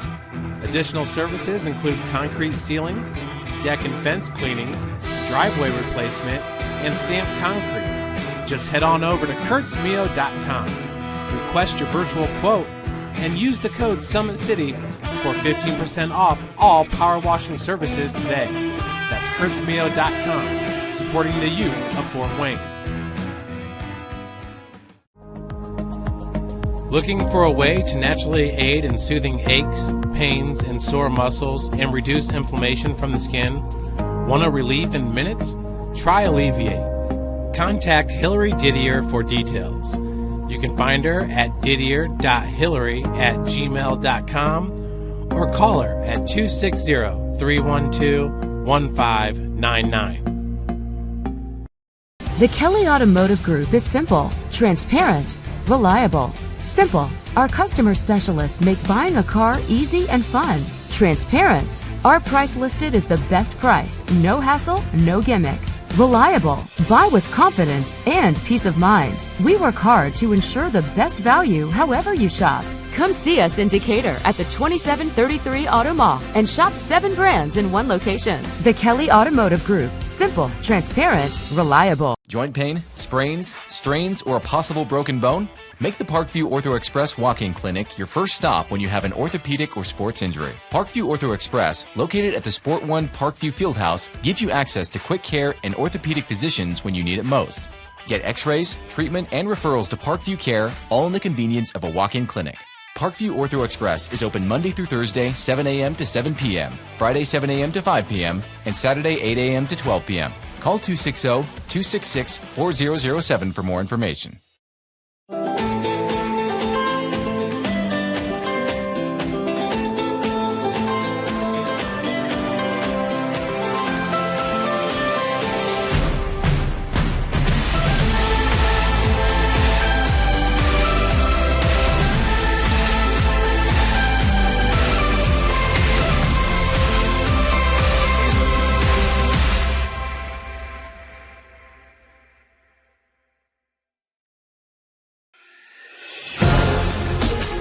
developing athletes to be foundationally strong. Healthy and consistent training.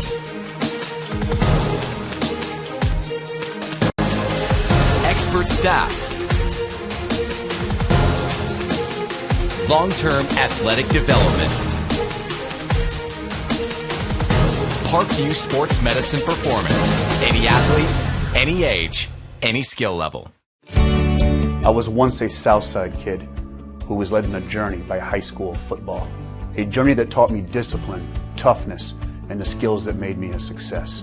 As a businessman with a CPA license who owns his own firm, I still use the building blocks of high school sports in my everyday life. Someday sports will end no matter what level you reach, but you will be left with the skills to compete in the next game, the game of life.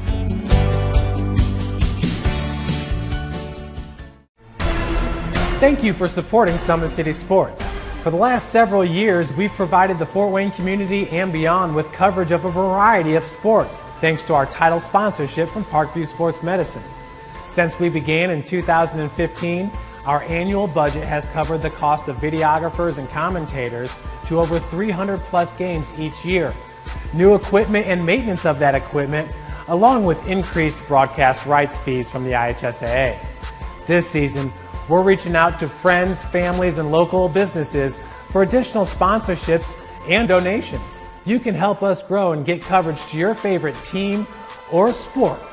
A Summit City Sports sponsorship or donation will help make that happen. We have the goal of bringing fans live stream games of every SAC game we cover. With the additional funds, we'd invest in mobile internet devices, allowing us to bring our supporters every SAC conference football and boys and girls basketball games live, as well as more coverage for sports like cross country, tennis, golf, swimming, wrestling, track and field, baseball, and softball. For more information on sponsorships or how to donate, visit SummitCitySports.com.